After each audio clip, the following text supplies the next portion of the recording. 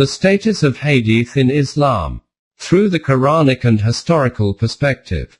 How were Ahadith compiled? How did these Ahadith reach us? What is their status in Deen?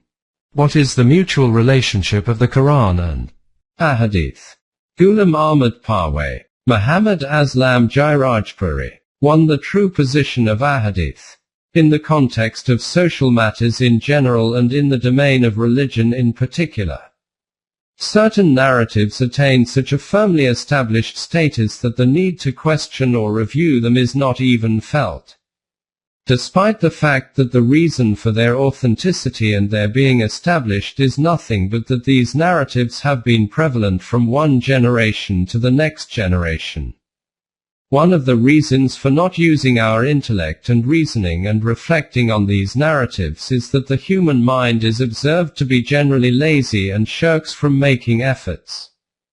But a bigger reason than even this is that when some narrative or saying becomes established, and becomes wrapped up in a religious veneer, then man becomes afraid to view it critically, he shivers and trembles and considers it to be a severe crime and an abominable sin to use intellect and reason in order to come to some conclusion. Even if he is told of the significance of using his intellect and reasoning, his level of use of intellect and reasoning will, despite this, not go beyond a certain limit. If he finds some logic which supports this established narrative, then he assents to it and presents it as an authority. But if any logic or authority goes against it, he rejects this piece of logic immediately. So he feels a far greater danger from the religious lobby and their opposition than his own internal disquiet and turmoil. The possibility of condemnation and accusation and the fear of being declared an unbeliever and apostate makes him dread this to such an extent that he considers it a forbidden treat to use his intellect and reason and apply critical analysis and research to this. 1.1 Need for research. But if you agree with this fact, that truth is that which is established after research and investigation, and that Iman, conviction, is that Amen which is based on knowledge, vision, logic and evidence, then no established narrative should be accepted without proper evidence and research, regardless of how long it has been accepted to date over the course of many generations. In this regard, one should neither be fearful of internal tussle nor should one be fearful of external opposition.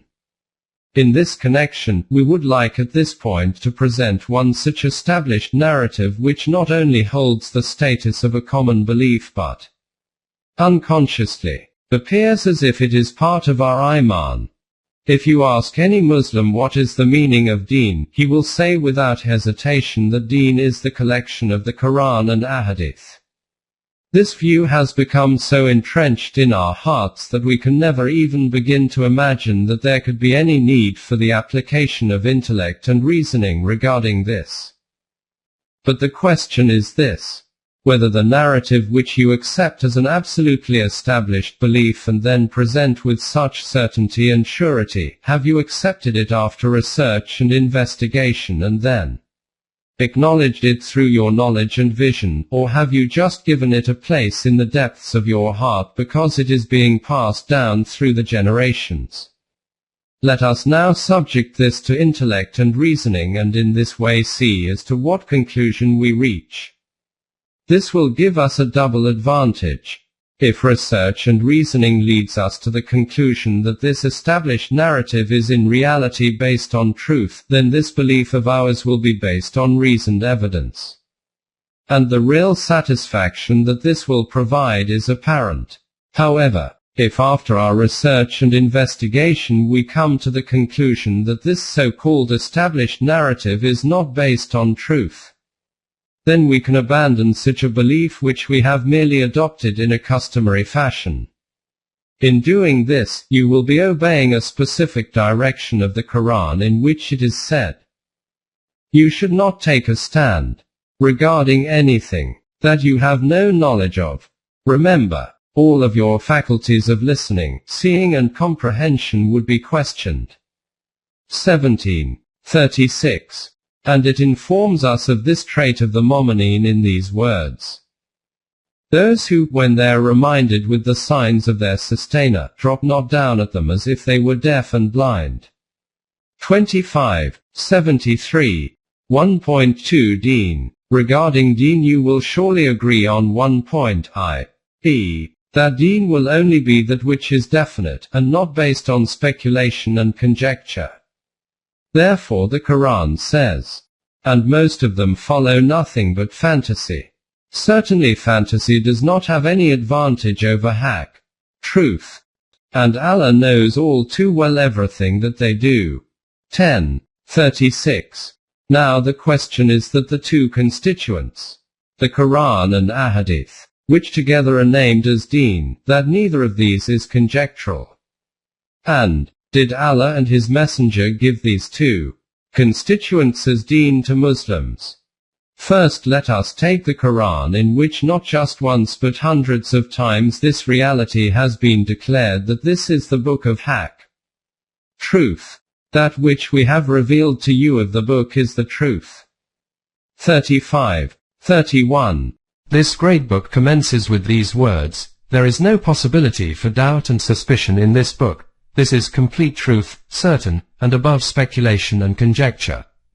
It is beyond the domains of doubt and suspicion.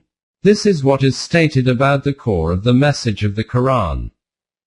Now how did this established truth reach Muslims, and in what state will it remain with them? It is obvious that the Quran was revealed to the last messenger, and Allah took upon himself the responsibility of its compilation and arrangement. Verily, the compilation of this book and ensuring its reading is with us. 75. 17. And it is not just the assemblage and compilation, but Allah has also taken the responsibility that till the day of resurrection there will be no modification or alteration to it, nor will there be any exclusion or inclusion to it. It is declared in the Quran, verily, we have revealed the Quran and we are responsible to safeguard it. 15. 9. To give this protection practical shape, the messenger was told, O Rasul, proclaim to the people all that has been revealed to you. 5. 67. 1.3 The Quran. Whatever the messenger did in carrying out this divine order is in front of you, i.e., the group of his companions known as Sahaba used to write down each and every word of the Quran. There were thousands of Hafaz, those Muslims who had memorized the Quran word for word. The messenger used to listen to them and correct them if required. So before his death the last messenger had ensured that the divine message which was revealed to him was passed on to the people in its complete shape and form. It was compiled and secured in both the written form and also memorized by thousands of Hafaz. During his final unparalleled address to tens of thousands of Muslims, the last messenger received affirmation to the fact that he had conveyed the message of Allah to them, and thereafter sought Allah as a witness to this, saying that you, i.e., Allah, are a witness that I have fulfilled my responsibility as a messenger. After the demise of the messenger, the righteous first four caliphs considered it to be the greatest responsibility to protect the Quran and took practical steps towards this end. As a consequence, this divine book, which is memorized by Hafaz and is in written form, is protected in such a way that not only Muslims but non-Muslims also accept that the Quran is word for word the same which the last messenger passed on to them. Since Allah has taken on the responsibility for the protection and integrity of the Quran, His final message will therefore remain unchanged till the day of resurrection. This is the reality in which there is no doubt or ambiguity of its being Deen. Let us now look at that part which is commonly called the second component of Deen, i.e., the collection of Ahadith. What we need to see is whether this is also reality in the same way as the Quran. 1.4 Ahadith. First of all, we see that Allah has not taken responsibility for the protection of anything other than the Quran. That is why Allah has neither collected Ahadith, nor did he order their collection, and nor did he promise to protect them. After Allah, what was the conduct of his messenger in this regard? This is also a very important issue requiring profound attention, because Ahadith is the name given to the collections of sayings and actions attributed to the Messenger of Allah. If these were part of Deen, then in the same way that each and every word of the Quran was ordered to be written, memorized and then recited back by people, and it was ensured from every direction that its every word was accurately preserved and secured. A similar arrangement regarding Ahadith should have been carried out, because this was the requirement of the status of messengerhood.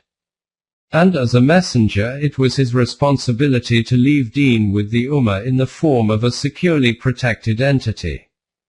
But whereas the messenger took every precaution and care about the Quran, he made no such arrangement with regards to Ahadith. Contrary to this, there is in fact a narrative in the books of Ahadith in which it is noted that the messenger said, "Do not write anything from me other than the Quran. Whoever has written anything other than the Quran should erase it." It is claimed that this command was a temporary one, and this is so because from some narrations it is found that at the request of Hazrat Abdullah bin Umar, the messenger allowed him to write Ahadith if he so wished. But from this the maximum it proves is that the messenger allowed it but did not give an order for it to be written down. Regarding this he made no arrangement. Then after permission was given, it is not proven anywhere that the messenger inquired from anyone as to which Ahadith had been written down, and that he then listened to these Ahadith or checked their authenticity and reviewed. It is also said that in those times Arabs' memories were very good and therefore their memory could be trusted. But in the matter of Deen, if trust in the human memory in itself had been sufficient, then there was no need to put the Quran down in writing. Why was the memory of the people not considered sufficient in its case? Also remember this, that each and every word of the Quran used to be taught and memorized, and then would be repeated back and listened to very carefully and verified. Even if someone had remembered some Ahadith of his own accord, these could not be an authority for the Ummah till such a time as the Messenger himself had not listened to these Ahadith, testified as to their authenticity, and then compiled them in the form of a book and given it to the Ummah. And then these Ahadith would have been transferred from one generation to another in their original words, just like the Quran. But none of this happened during the lifetime of the Messenger. Just think, if Ahadith had been part of Deen, then is it possible that the Messenger would not have made any arrangement for their preservation? From these narratives we find that apart from the Quran, there were some other writings put down in addition to the Quran according to the instructions of the Messenger. For example, those written agreements, orders, instructions, etc., that the Messenger had sent to various tribal chieftains or to his various appointed administrators. But in this regard, apart from the Quran, whatever we have been able to find till now is only this much, that at the time of his death, the following written material was available. 1. The names of his 1,500 companions, written in a register. 2. Letters which the messenger had sent to heads of states and tribal chiefs. 3. A few written commands, orders and treaties, etc. 4. Some Ahadith that Abdullah bin Umar or Hazrat Ali and Hazrat Uns wrote of their own accord. Regarding these Ahadith there is neither any proof of their being authenticated by the messenger, nor did these remain anywhere later in their original form. Therefore what the messenger gave to the Ummah was the Quran alone. The messenger gave no collection of Ahadith to the Ummah. In Bukhari Sharif itself, there is a hadith noted according to which Hazrat Ibn Abbas was once asked as to what legacy the messenger left for the Ummah. To which he replied that excepting the Quran, the messenger left nothing else. 1.5 Conduct of the companions. Sahaba.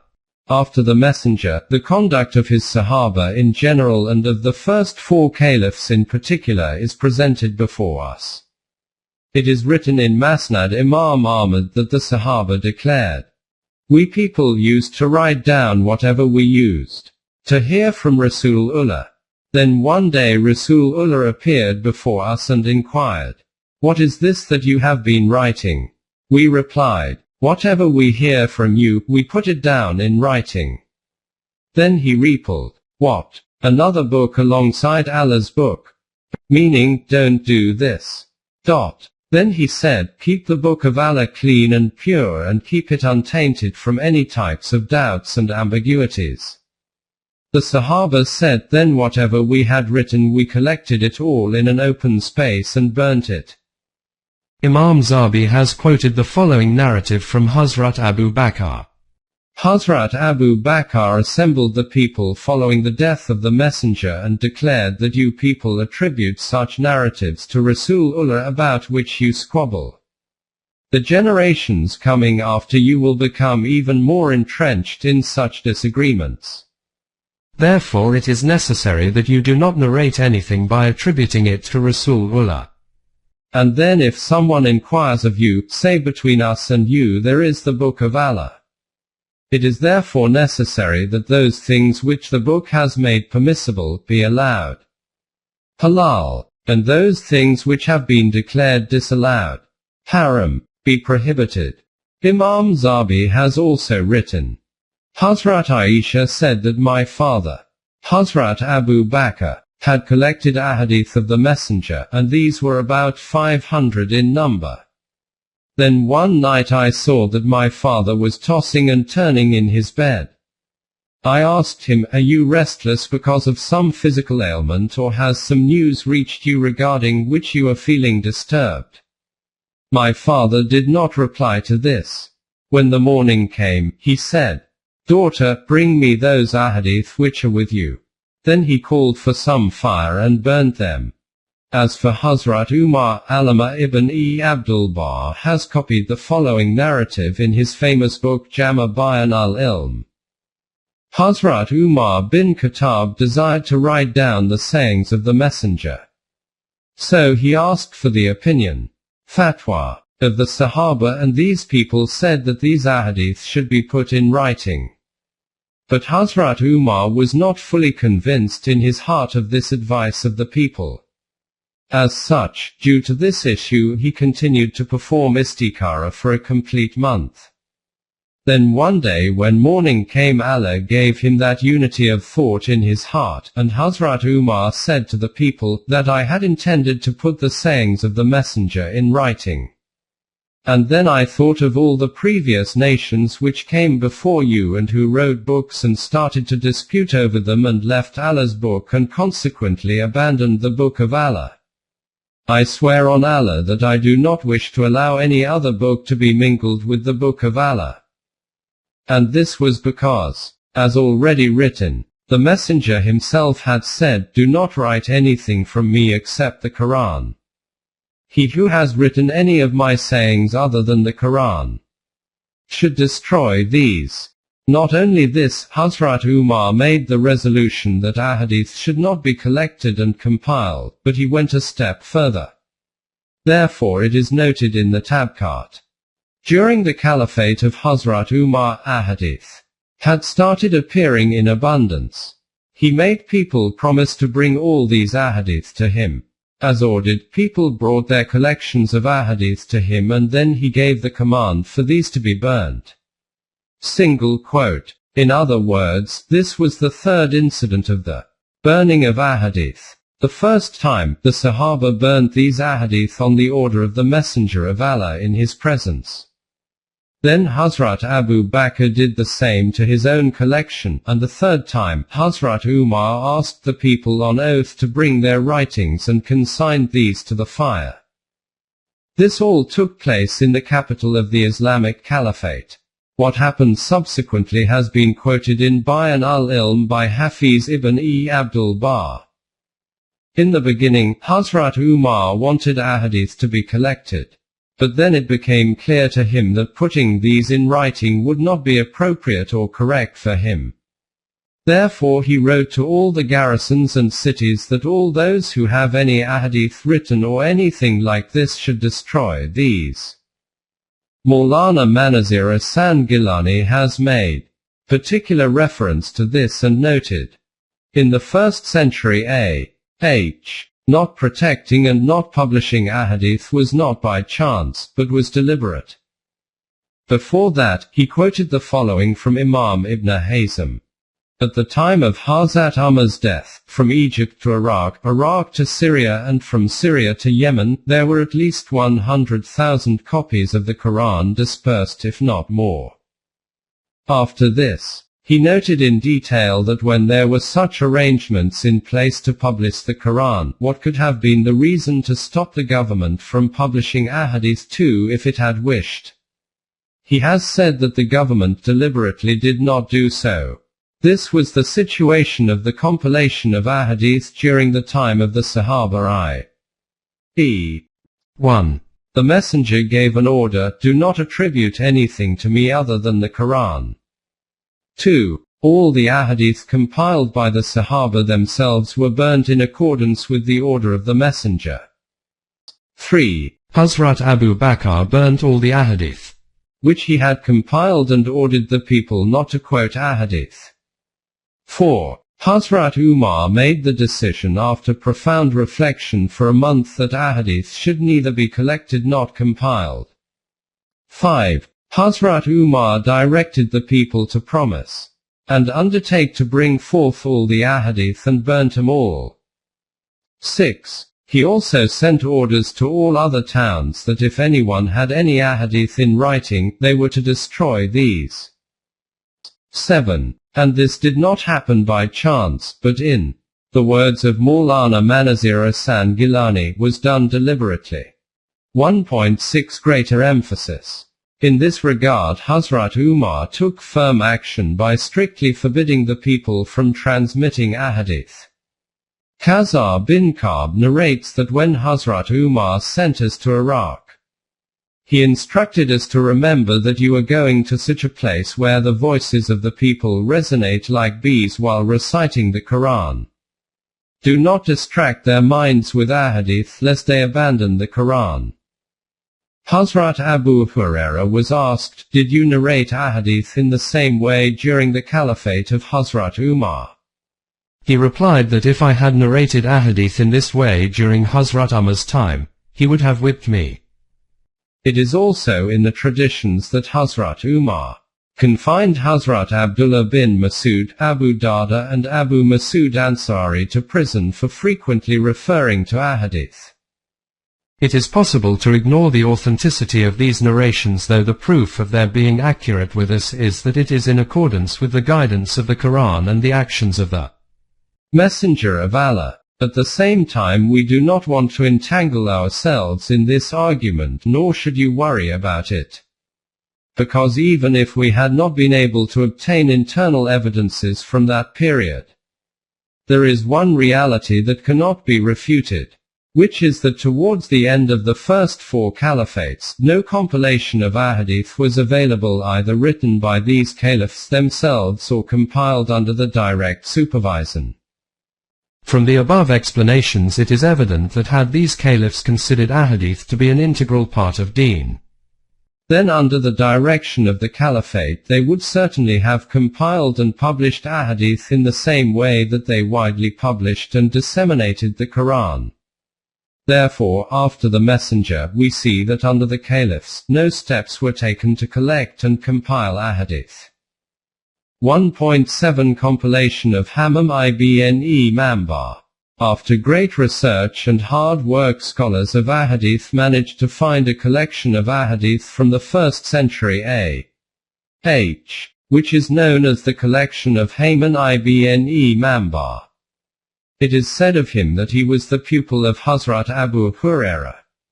He died in 131 A.H. The collection contains 138 ahadith about which he said that he compiled these under the guidance of his tutor, Hazrat Abu Huraira. Hazrat Abu Huraira died in 58 AH. It can be understood from this that it was compiled before 58 AH. In this connection it is important to note that Hayman ibn Mambar compiled the Ahadith while being in Medina before 58 AH, and only managed to collect 138 Ahadith while in the 3rd century AH.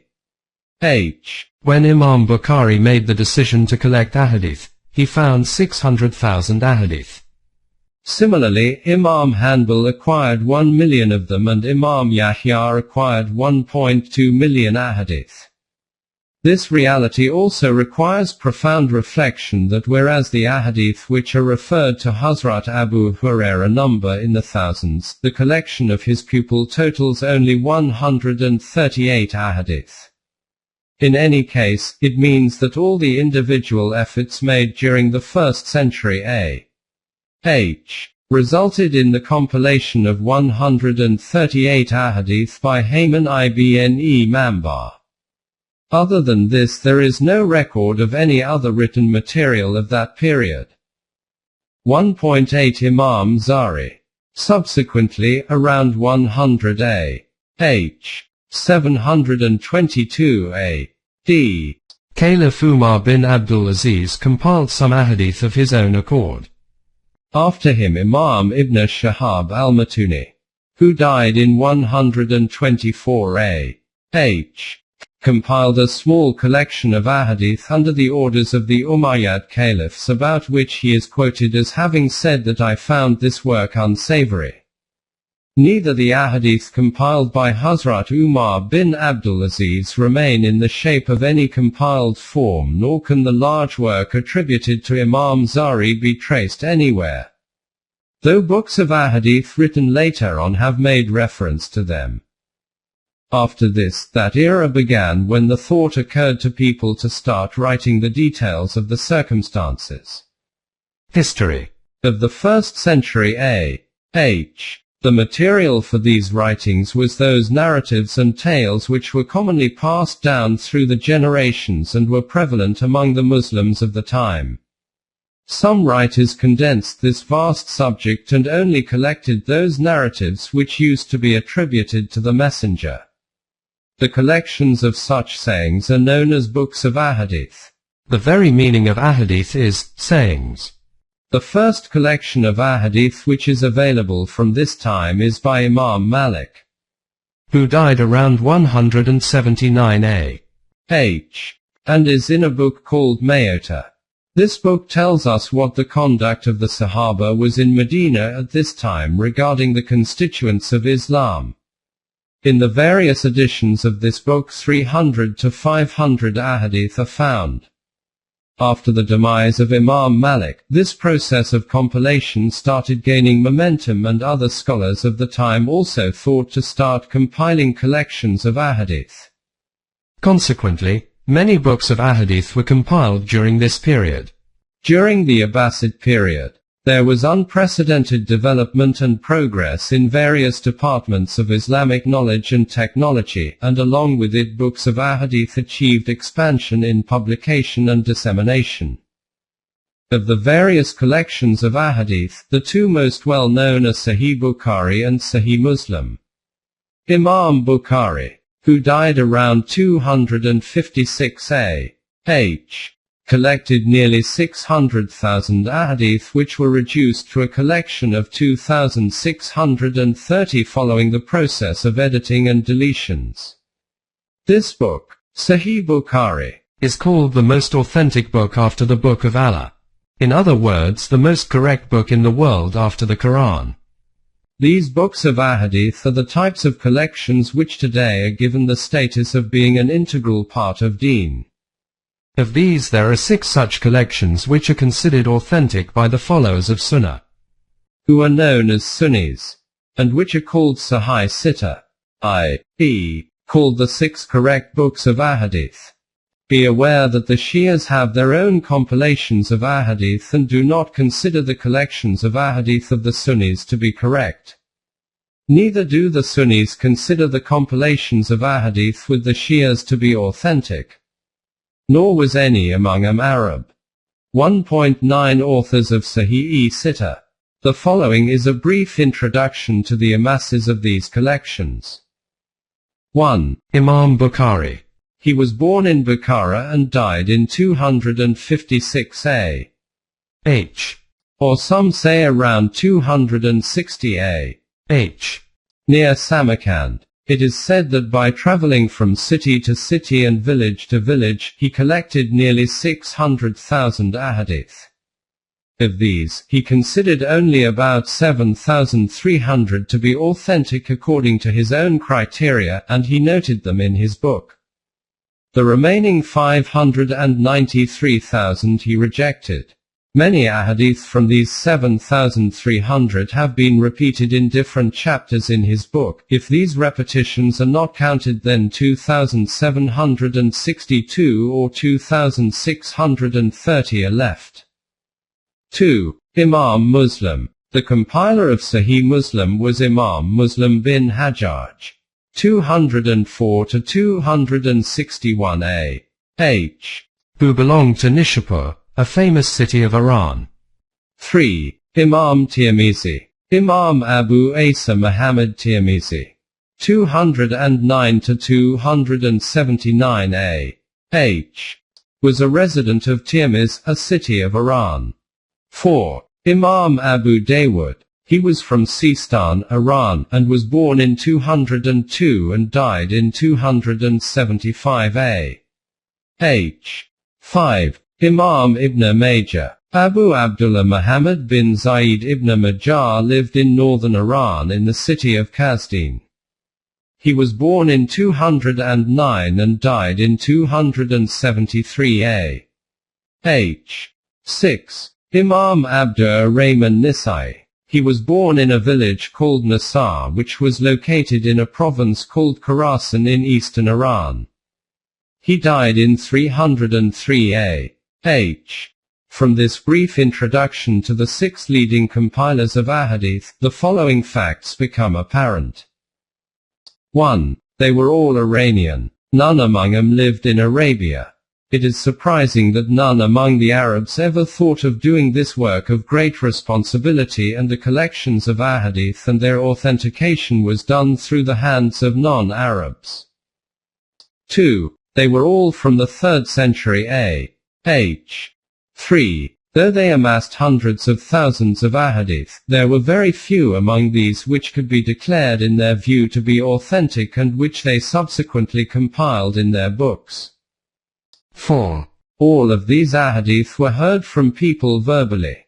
There was no previous written record of these. 5. The selection these writers made of ahadith from among the hundreds of thousands available was based on the personal vision and their own judgment. In other words, regarding the authenticity of these ahadith, they had neither Allah's authority, i.e., Allah did not tell them through his revelation that this particular hadith is correct, keep it, and that this other one is wrong, reject it. Nor were they given any legitimacy by the messenger, i.e., that the ahadith you have selected are in reality my sayings. Moreover, nor did they have any previous written record from where they selected these ahadith. These were spoken hearsays of ordinary folk, which according to their own judgment and assuming them to be correct, these people incorporated into their collections. Now let us ponder, is it really possible that it can in any way at all be said that the results of these kinds of individual efforts are really the sayings of the Messenger of Allah? Let us also keep this in mind, that during this period of 200 to 250 years, it cannot be said regarding even one of those sayings which were being transmitted verbally through the people, that they were the words of the last messenger, in the way that a son memorizes from his father or a student from his teacher. These sayings were explained by every narrator in his or her own individual way and with his or her own words. This point is further explained a bit later. 1.10 How many ahadith were rejected? For example, let us also see how these writers acquired so many ahadith and how many they selected from amongst these and assimilated in their compilations. 1. Imam Bukhari, of 600,000 collected and, excluding repetitions, only 2,630 or 2,762. 2. Imam Muslim, of 300,000 collected, only 4,348. 3. Imam Tirmizi, of 300,000 collected, only 3,115. 4. Imam Abu Dawud, of 500,000 collected, only 4,800. 5. Imam Ibn Majah, of 400,000 collected, only 4,000. 6. Imam Nisai, of 200,000 collected, only 4,321. It is obvious that if the criteria for the selection and rejection of ahadith is the personal judgment of the writer, then who can say out of this pile of hundreds and thousands of ahadith that these writers declared as being rejected, how many correct ahadith could have been wasted? Further, from among those ahadith which were selected by these writers, how many are currently available which cannot in any shape or form ever be declared to be the sayings or actions of the last messenger? This aspect will be discussed later. From these explanations it becomes clear that all these efforts to collect ahadith by these writers were individual only, for which they had no authority from Allah and His Messenger. In view of this fact you should reflect on this: is deen such a thing which Allah and His Messenger could have handed over like this to the individual efforts of people? This is purely by chance that Imam Bukhari and others had collected these narratives and sayings which were common sayings amongst people of the time, in one place as a collection. Otherwise, just as in previous times, when such books had not been compiled on this aspect, then had these writers not made this personal effort, then a half part of deen would have been lost. Can you imagine such a thing? That Allah, who clearly announces the completion of deen in the Quran, and that the last messenger after whom there is not going to be another messenger till the day of resurrection, would have left such an important part of deen in such a state? This does not even enter the imagination. 1.11 Communicating the meaning of a saying. Ravayat-e bil mani. A second possibility could have been that just as the Quran was secured, if people had memorized the sayings of the last messenger word for word, and if those words continued to be passed on word for word from individual to individual through the generations till such time as these were given shape in book form, then it could have been said that the compilation of the books of ahadith is authentic up to an extent. But this did not happen either. All the books of ahadith which are present today, including those of Bukhari and Muslim, their words are not those of the Messenger of Allah. These ahadith are ravayat-e bil mani. Their pattern is such that, for example, one companion heard something from the Messenger of Allah, and whatever he understood from it, he explained it to someone else in his own words. Whatever this listener understood from this, he then passed it forward to someone else. Now imagine that this pattern was not spread over a period of 1 or 2 days, or over 1 or 2 months, or over 1 or 2 years. Rather, this continued over a period of 200 to 250 years in this way. And then all these sayings which were spread amongst the common people were collected into one place. It is obvious now what sort of relationship these narratives have to the ones who originally uttered them. The Messenger of Allah. If we sit 10 people in a room and narrate details of a story into the ears of one of them, and then this story is passed from the ears of one person to another in the room, when it finally reaches back to you, you will see how much difference there is in what you had originally said and what you are hearing from the 10th man.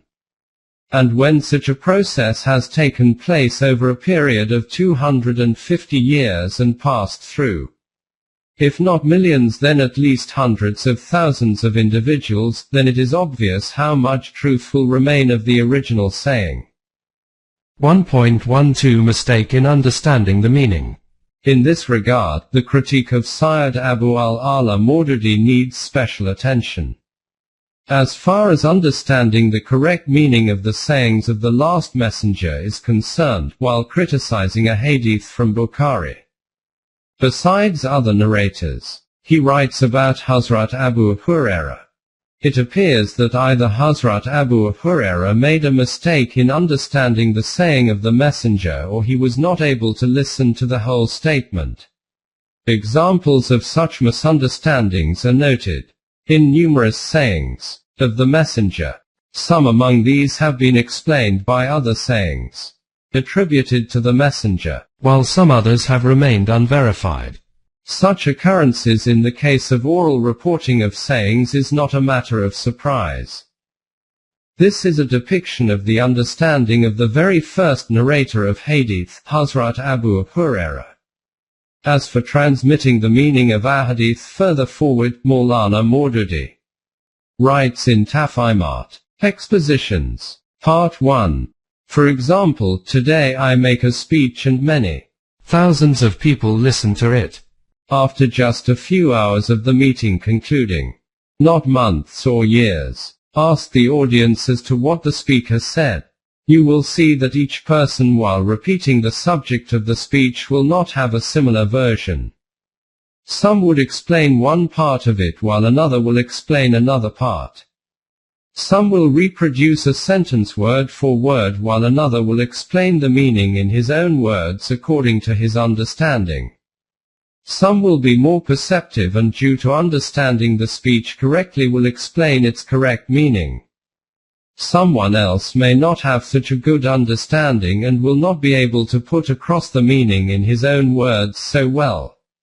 Some will have a good memory and will be able to reproduce most parts of the speech word for word, while another whose memory is not good will make mistakes in narrating and repeating excerpts of the speech. 1.13 Sayings attributed to the messenger. This was the method through which ahadith were compiled 200 to 250 years following the demise of the messenger.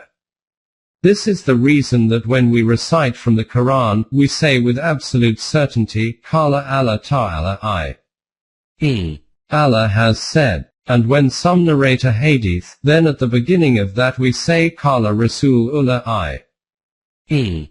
Rasulullah said, and at its end we say Aw Kama Qala Rasulullah, meaning that this is how Rasulullah said it, or may have said it. And this is the reason why ahadith are not referred to as the sayings of Rasulullah, but instead are referred to as the sayings that are attributed to Rasulullah.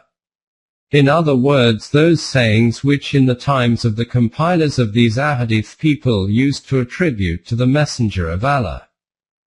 1.14 Asma your Rijal. Attributes of people. It is obvious that for the narration of ahadith in this way, for each and every hadith there are many narrators. When these collections of ahadith were compiled, a question arose that those narrators who are mentioned in relation to these ahadith should be investigated to find out whether they were trustworthy or not. Thus, when this is ascertained about these narrators, then each hadith one by one should be examined as to what kind of narrator it had. This is that critical way of judging narrators, about which it is said with great pride that no similar example of it will be found elsewhere.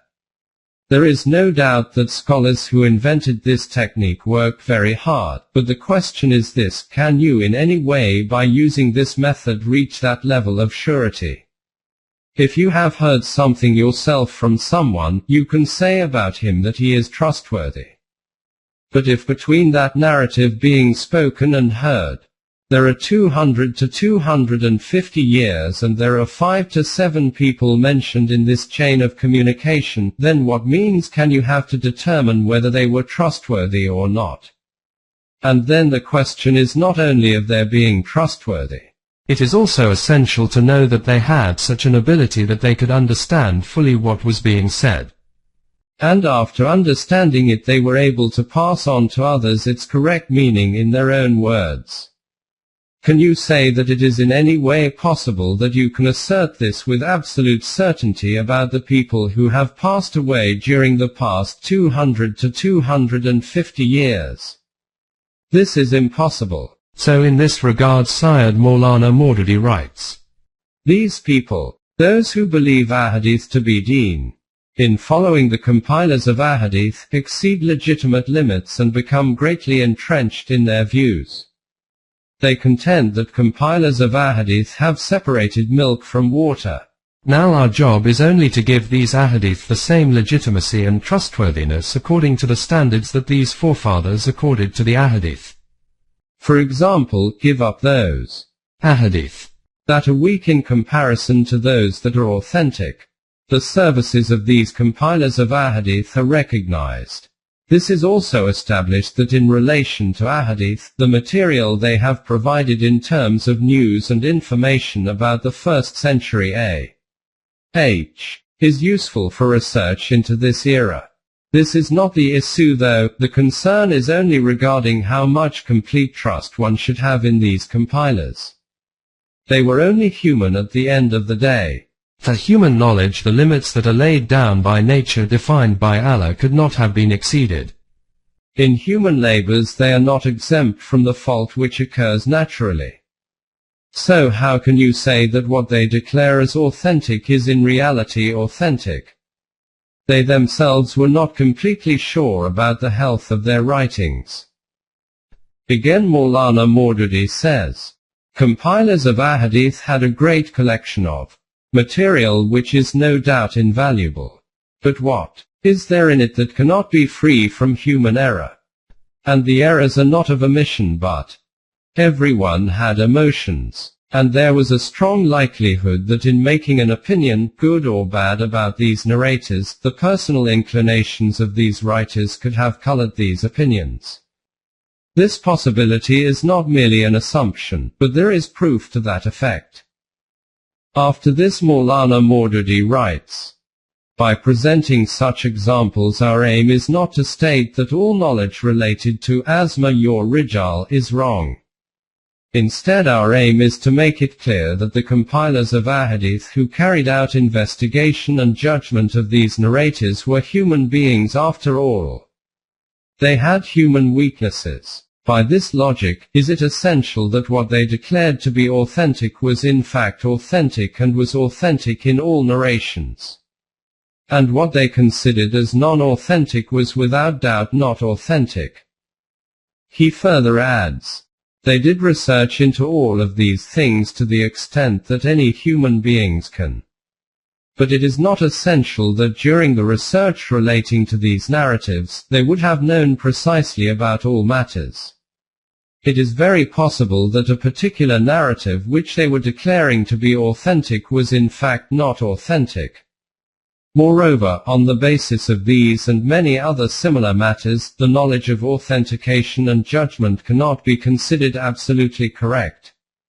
This material is trustworthy up to this extent that we should make use of it to understand the conduct of the Messenger and the events of his time and his companions.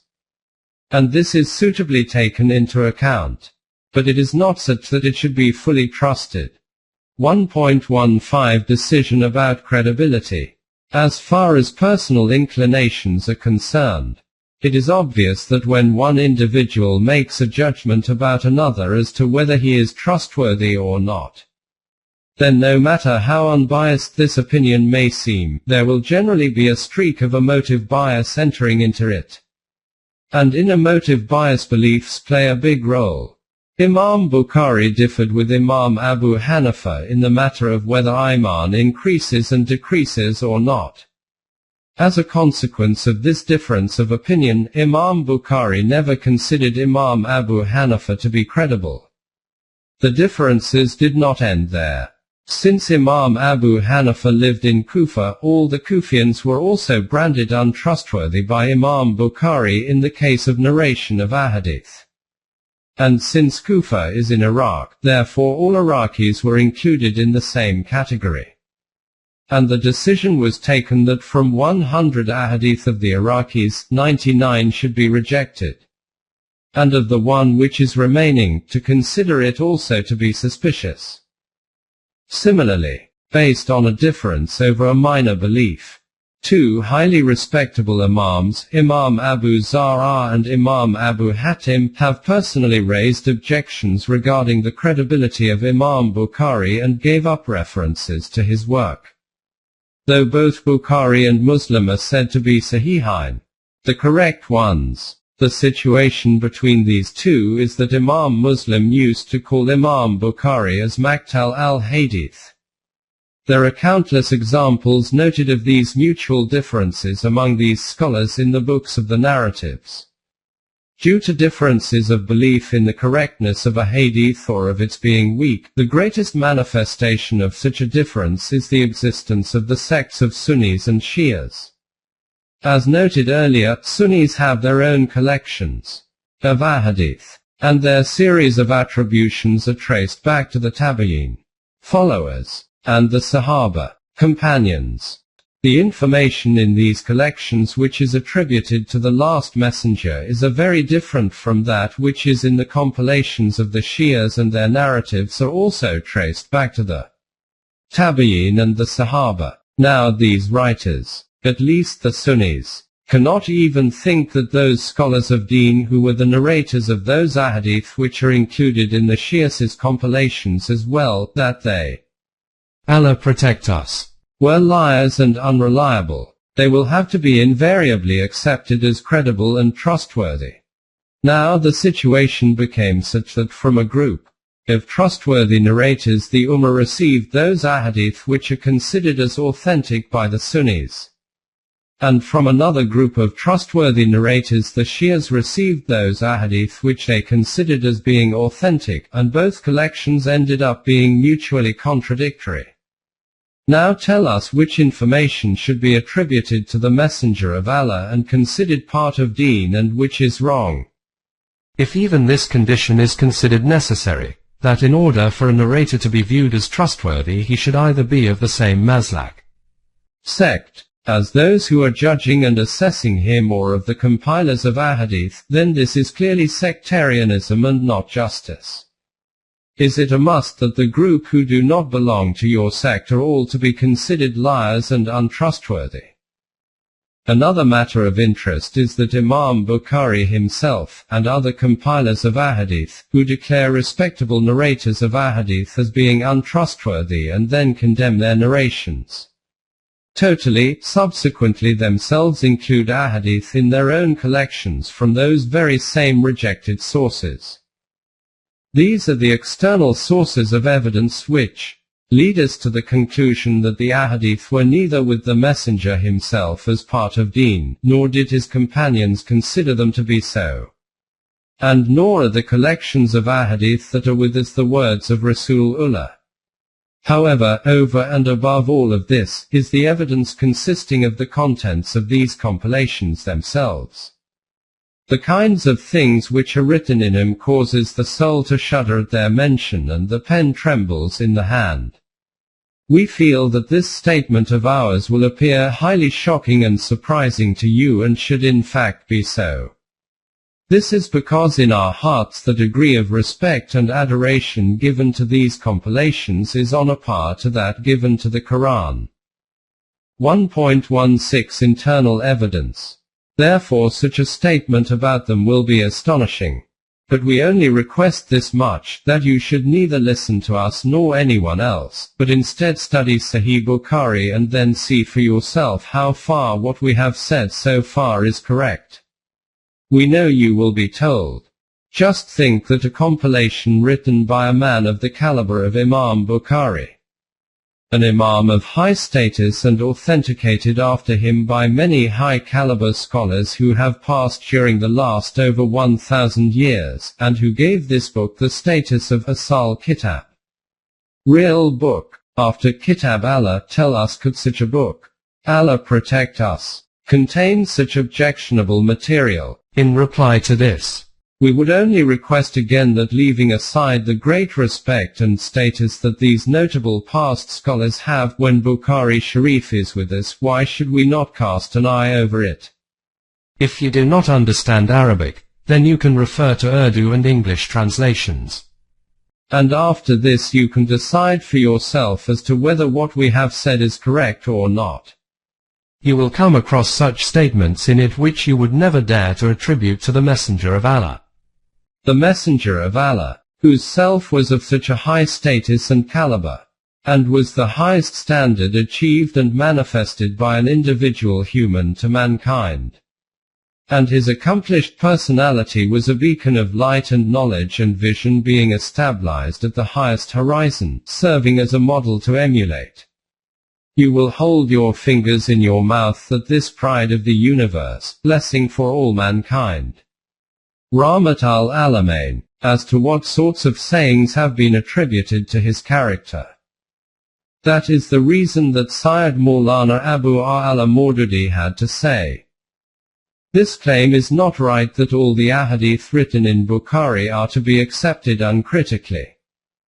Maulana Abu al-Kalam Azad, while criticizing that hadith of Sahih Bukhari in which it is said that Abraham, Allah forbid, lied 3 times, writes, of all the types of narrations, no matter how reliable a narration is, however, none is more than a statement of a non-innocent person, and the statement of a non-innocent person cannot for a moment be accepted as being of the same status as those which are part of established deen. We will have to accept that this narration cannot be the statement of the Messenger of Allah. Surely in this case these narrators have made a mistake here, and by accepting it to be so, a mistake, neither will it cause the heavens to shatter, nor would the earth be rent asunder. So much so that Maulana Ubaidullah Sindhi has gone to the extent of saying that he could not propose to a newly converted Muslim from Europe that he should read Bukhari. This is the criticism of individuals. The entire Hanafi sect of Sunnis does not consider a total of nearly 200 ahadith from Bukhari and Muslim together to be credible. 1.17 Deen cannot be presumptive. Even though it is said that these compilations are presumptive, how many presumptive sayings are there in the world which we accept as being correct and which form the basis of our daily business?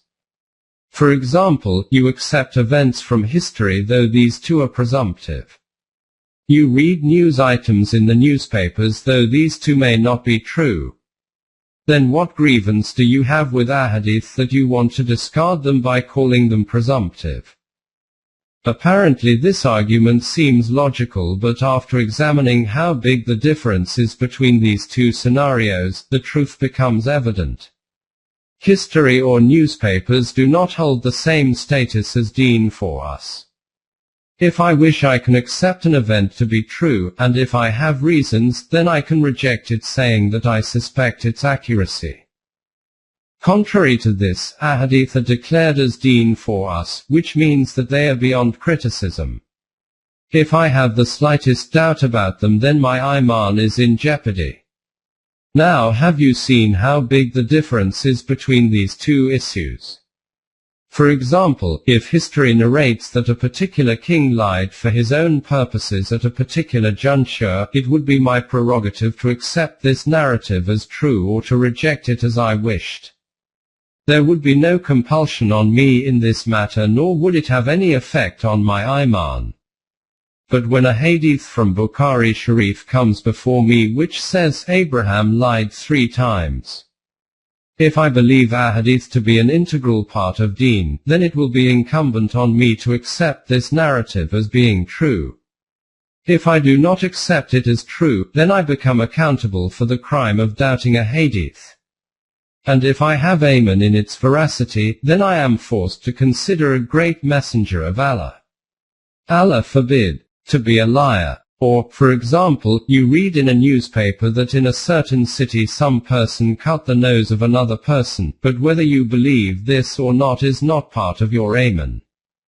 But when you read this hadith in Bukhari Sharif saying, when the angel of death came to Moses to take his soul, Moses gave the angel such a slap that he lost one of his eyes, then you will have to believe this narrative to be true, because by doubting it you are suspicious of deen. This makes it evident to you how big the difference is in accepting other presumptive sayings of the world from accepting such a presumptive saying to be true which is declared to be part of your deen. 1.18 Its consequence. What is the practical consequence of a hadith being presumptive? We can assess it by an example. When we quote a Quranic verse in relation to some matter, then it may be that someone may differ in its translation or meaning. But no one will question whether this is even a verse from the Quran or not. In the case of hadith, the very first question to be asked is whether it is the saying of the messenger or not. In this regard, Maulana Maududi writes, "The fact of the matter is that any saying or narrative that is being attributed to Rasulullah is in itself subject to scrutiny as to whether it is correct and credible. For you, it is important to accept every narrative as hadith of Rasulullah which has been certified as correct according to the criteria of the compilers of Ahadith.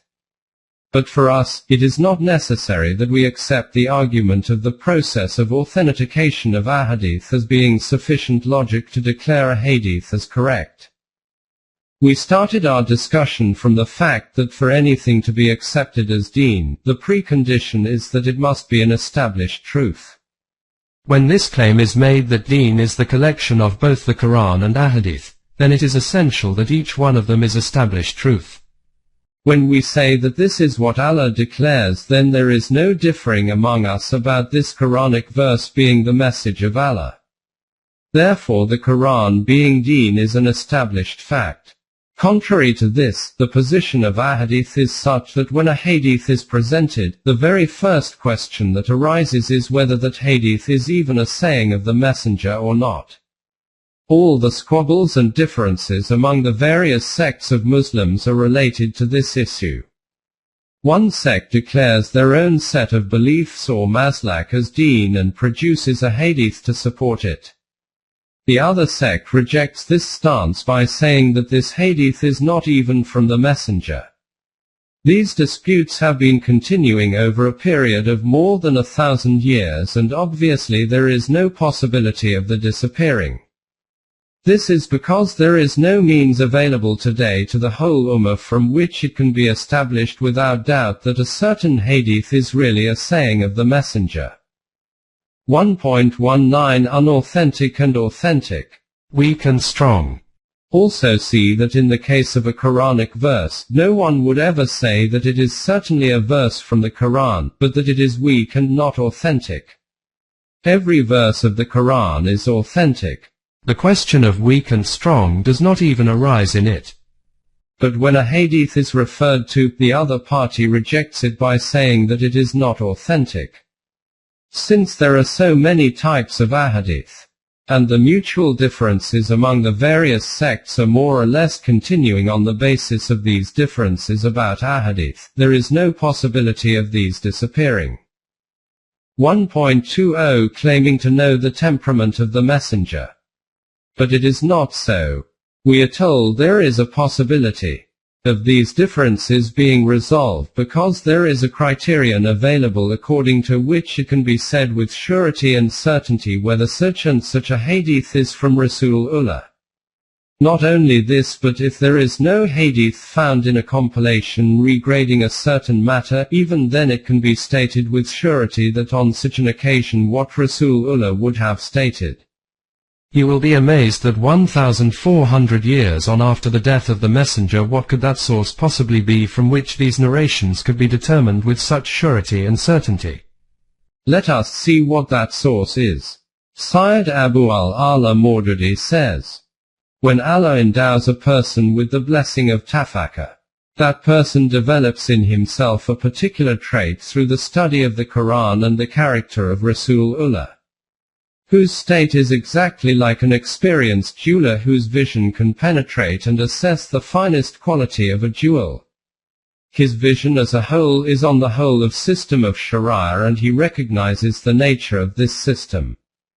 After that, when its different components come to the fore, his trait tells him what is in accordance with the temperament of Islam and whether it is compatible with its nature or not. When he casts an eye on the narratives, there too, the same criterion becomes a standard of acceptance or rejection. The temperament of Islam is exactly like the temperament of Rasulullah.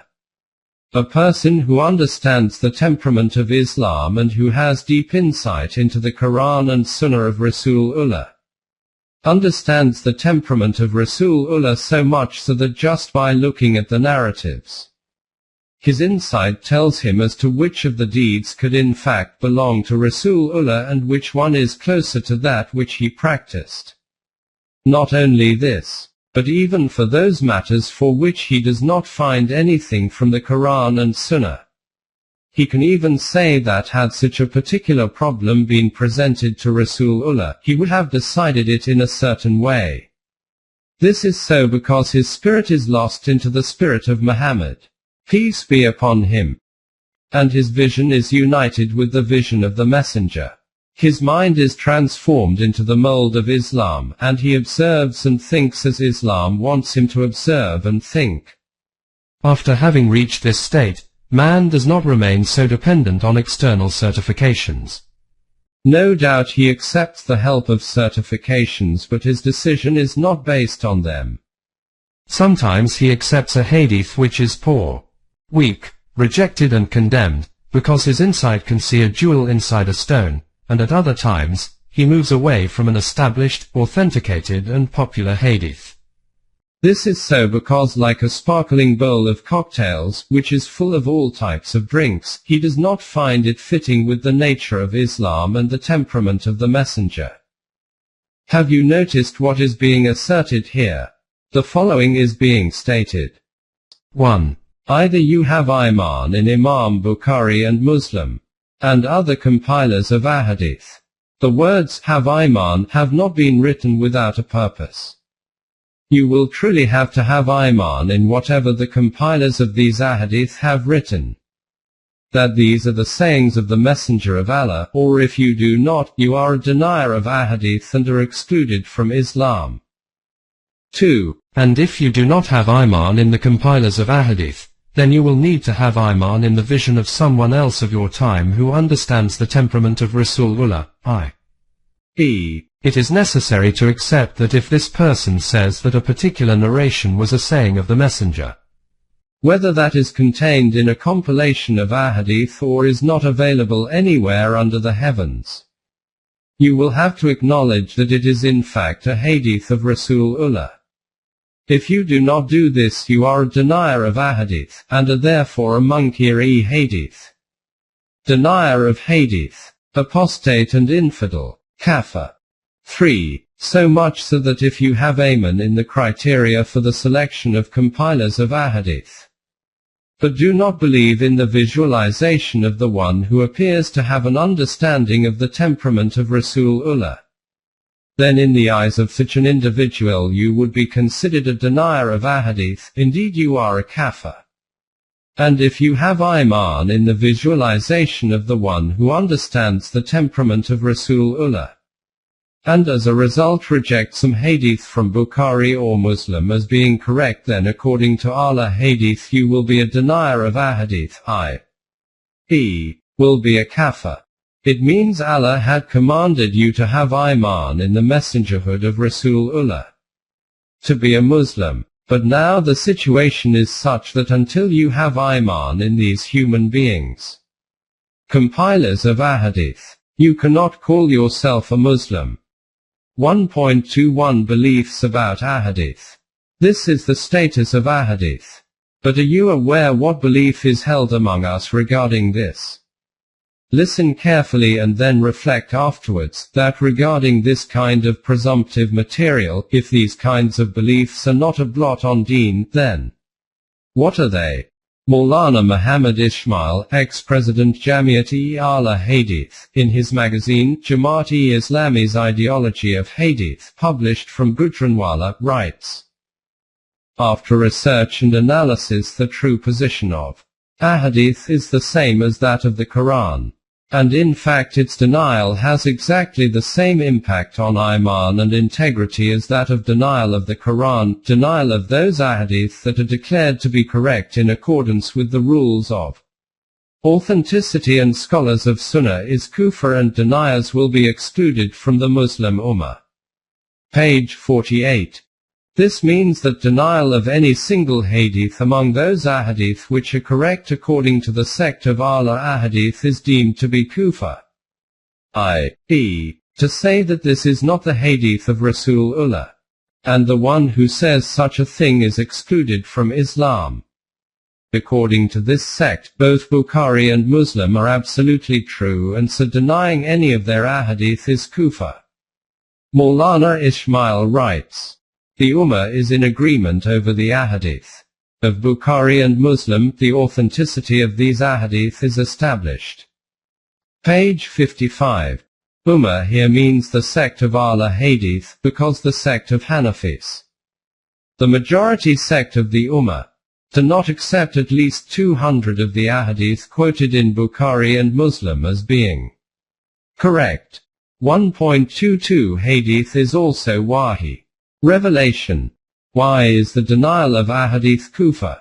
Regarding this, Maulana Muhammad Ismail says, the angel Gabriel used to descend with both the Quran and Sunnah, and used to teach Rasulullah Sunnah in the same way as the Quran. Therefore, due to this we do not differentiate between the revelations. Page 60. This means that the Quran and Ahadith are both Allah's revelations, and no kind of differentiation can be made between the two. For this purpose, a special narrative was concocted according to which Rasulullah said that the Quran is descended on me, and along with it another similar thing, Ahadith, was also revealed. 1.232 Types of Wahi, revelation. Another belief was created according to which there are two types of Wahi, Wahi Jali, the Quran, and Wahi Kafi, Ahadith. Wahi Jali, the Quran, is also called Wahi Matlu, i.e., that which is recited, and Wahi Kafi, Ahadith, is also called Wahi Ghair Matlu, i.e., that which is not recited. Be clear that there is mention of these two types of Wahi in the Quran. Not even in the very first literature about Ahadith is there any trace or sign of this. This was the belief of the Jews, that there are two types of Wahi, one Shabi Kutub, one that is written, and the other Shabalva, one that is not written, but which is transferred down through the generations as tradition. These Muslims have copied this belief from the Jews and presented it as deen. At this point we do not wish to enter into details about the argument as to how this belief is counter to the Quran and how in this way the entire structure of deen comes tumbling down.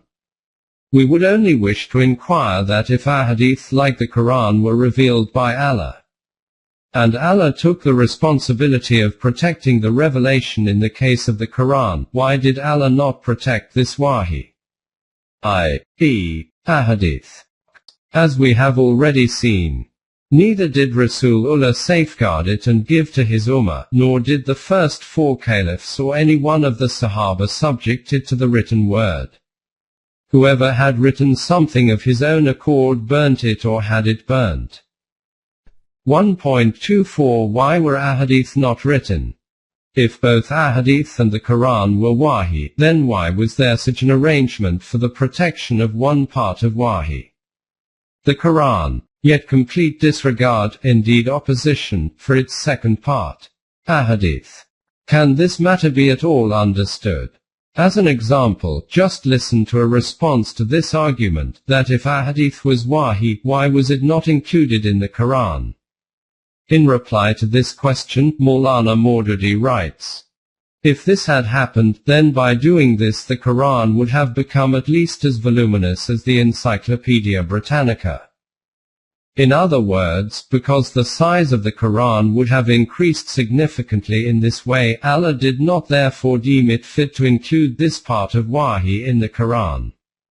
But when it was said, fine, due to the fear of increasing the size of the Quran it will not be included in the Quran, then why was it not written in a separate volume? Regarding this it was said, by Maulana Maududi, in those times there were few who could read and write, and the material for writing was even scarcer. This is the reply given by Maulana Maududi. But Dr.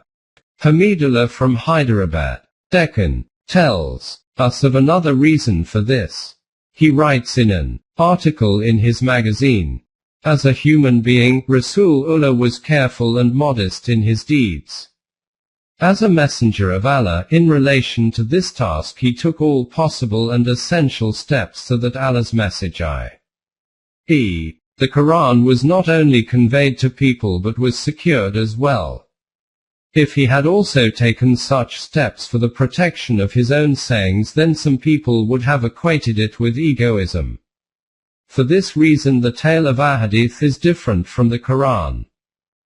This is the story of this revelation, Wahi, which, along with the Quran, is declared to be similar to the Quran, which the angel Gabriel used to descend with in the same way as he used to descend with the Quran, and the denial of which results in the same state of kufr as in the case of the Quran.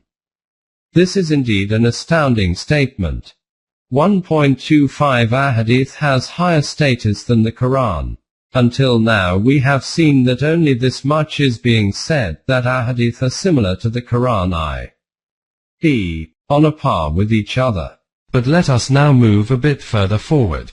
A quote of Imam Awza'i is, the Quran is more indebted to Hadeeth than the Hadeeth are to the Quran. In other words, if there is a clash between a Hadeeth and the Quran, then the decision given by the Hadeeth should be accepted and not the decision of the Quran. 1.26 Hadeeth can nullify the Quran. Not only this, but these individuals also hold the belief that Hadeeth can nullify Quranic injunctions. In his booklet Fitna-e Inkar-e Hadeeth, published in Karachi, Allama Hafiz Muhammad Ayub writes, it is not essential that a saying of Rasulullah needs to be in line with the Quran for it to be authentic, and that if it is not in line with the Quran, then it is not authentic. The proof of this is that the Quran says, it is incumbent upon you to include your parents and kin, if you are leaving any inheritance when death approaches you. 2. 180. Rasulullah said, there is no will for inheritors. And it has been continuously proven that in practice this very Hadeeth has been followed. In other words, making a will in favor of an inheritor has been declared null and void. The Hadeeth has nullified the Quranic verse, and the saying of Rasulullah became authentic versus the verse of the Quran and remained in practice. Page 85.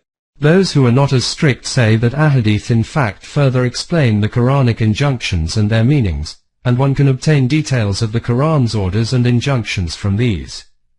But these individuals say this just to counter any objection. 1.27 Hadeeth is permanent deen.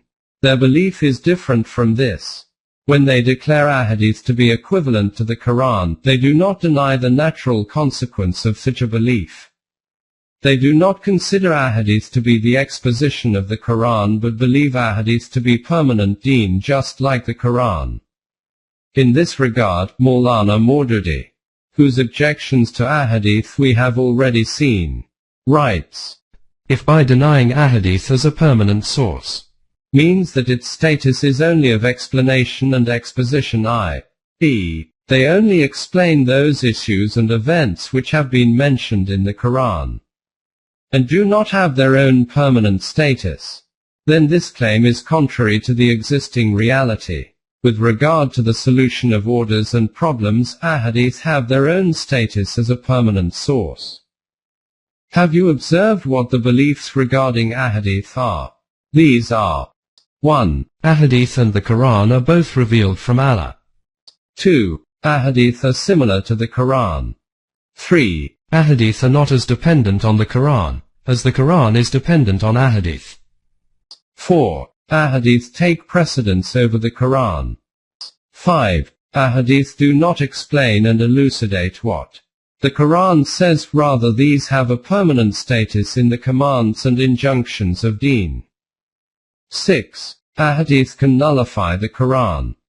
7. And the person who does not have such a belief is a denier of Ahadith, i.e., is a kafir, and is excluded from Islam. 1.28 Tafsir. Exposition or interpretation of the Quran. It is also said that the Quran was revealed to the messenger who made his companions understand it. In that case, which exposition of the Quran could be better than the one which the messenger detailed? Therefore, if any individual construes a different meaning of a verse of the Quran from the meaning explained by Rasulullah, then this meaning cannot be correct. It seems very logical that no one can question whatever meaning of the Quran the messenger clarified as being the only one that can be the correct one. A different meaning from this can never be correct. But the question is this, that whatever tafsir of the Quran has been detailed in the Ahadith, are these really the sayings of Rasulullah? In this regard, let us first understand that the complete exposition of the Quran has never been explained in Ahadith. The tafsir of only a very small number of verses of the Quran have been detailed. In Bukhari there is only one chapter on tafsir in which the explanations of some random verses have been included.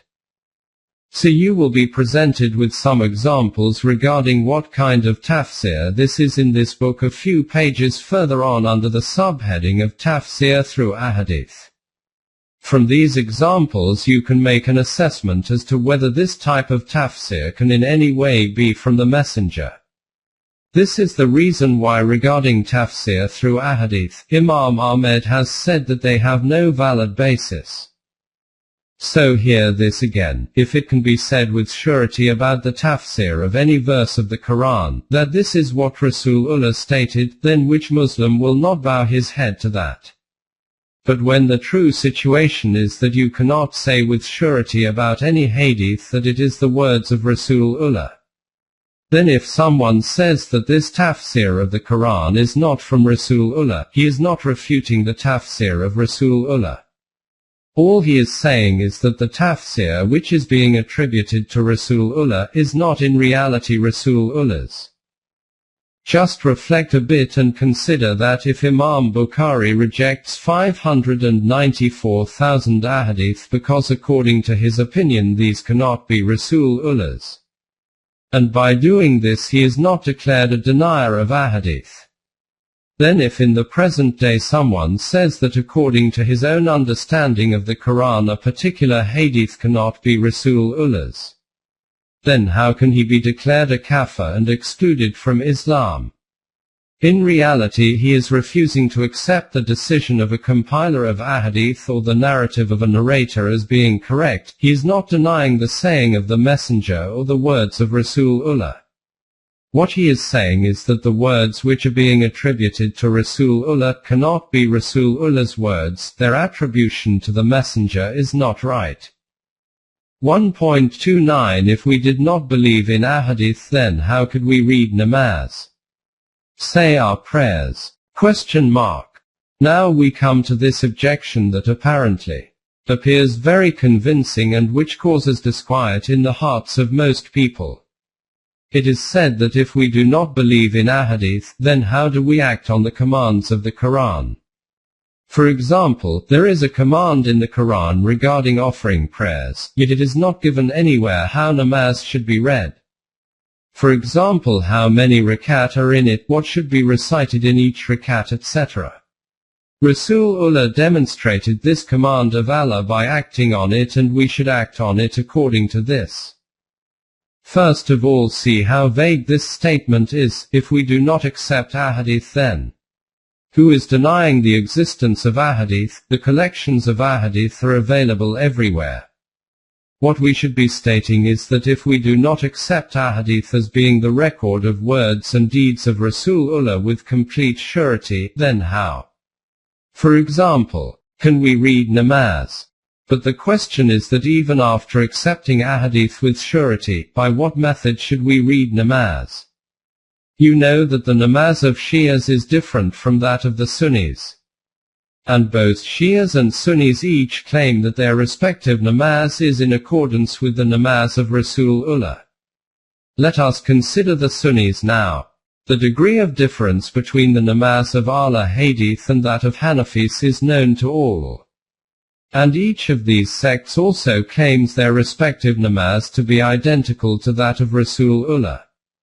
The question is, which one namaz from among these various namaz should be considered as the one stated by Rasulullah, when there is legitimacy from Ahadith for every sect's namaz and its components?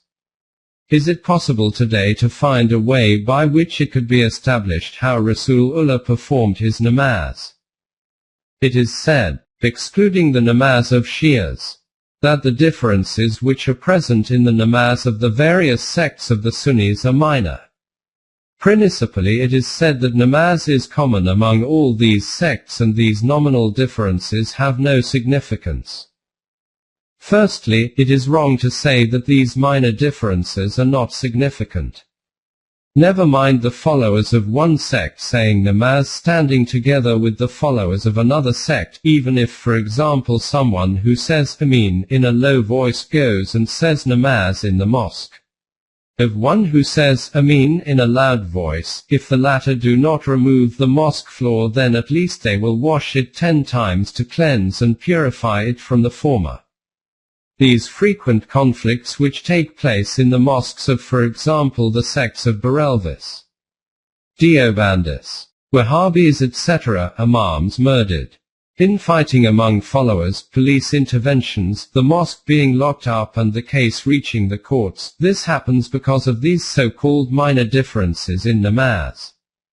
Therefore to state that these minor differences are insignificant is tantamount to denying reality and is said merely to avoid criticism and objections and in order to find an escape route. Then also see that when some command of Allah, or of His Messenger, is declared as his saying, its principles and their details, minors, all have their own importance, and there can be no contradictions among them. For example, in relation to ablution the Quran says, wash your face and your hands up to your elbows. Now if someone washes his hands up to his wrists and the other up to his elbows, can we say that this one is right and the other is right also? Because this is a minor difference, not a principle. Asserting this is completely wrong. Only one can be right from among these, and only the one whose action is in accordance with the directive of the Quran can be right. Therefore, as long as the details of namaz which Rasulullah defined are not followed, then that namaz will not be the same namaz as that of Rasulullah. Whether someone raised his hands to his ears or kept his hands down, folded his hands across his chest or below his navel, said Ameen loudly or quietly, kept a distance between his feet of this much or that much, recited Surah Fatiha after the Imam or did not do so, said a certain supplication this way or that way, read 8 Taraweeh or 20, said this many takbir or that many in Eid prayer, read namaz at such a time or another time, saying that there is no difference in all of this because these are differences in details only is just to save oneself from criticisms and avoid objections.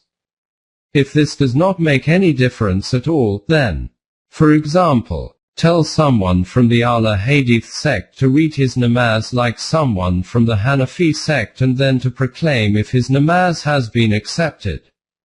He will never say so. Is it possible therefore that after accepting Ahadith as authentic you can say with surety that a particular method of namaz is exactly in accordance with the method of Rasulullah?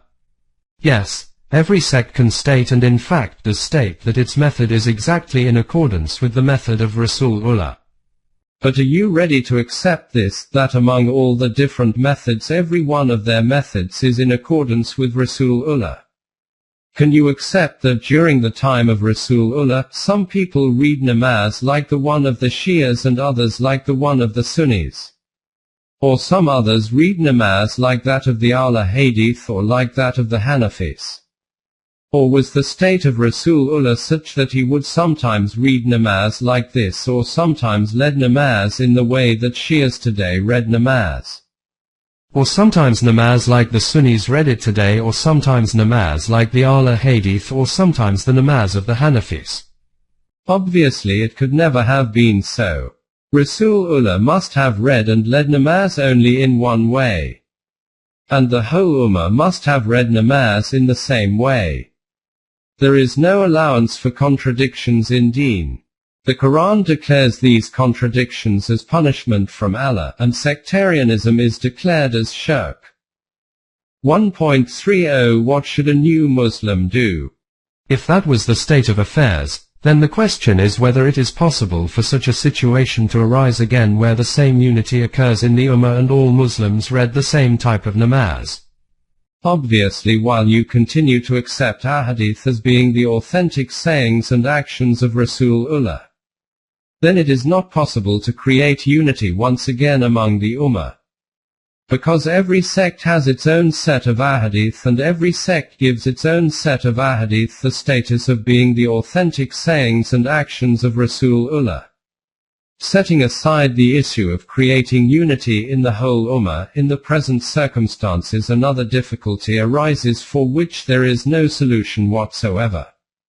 If a new Muslim becomes a Muslim today, and if the individual through whose hands he accepts Islam happens to be, for example, Deobandi, then after converting to Islam, he is told that the first pillar of Islam and the criterion between Kufr and Islam is namaz.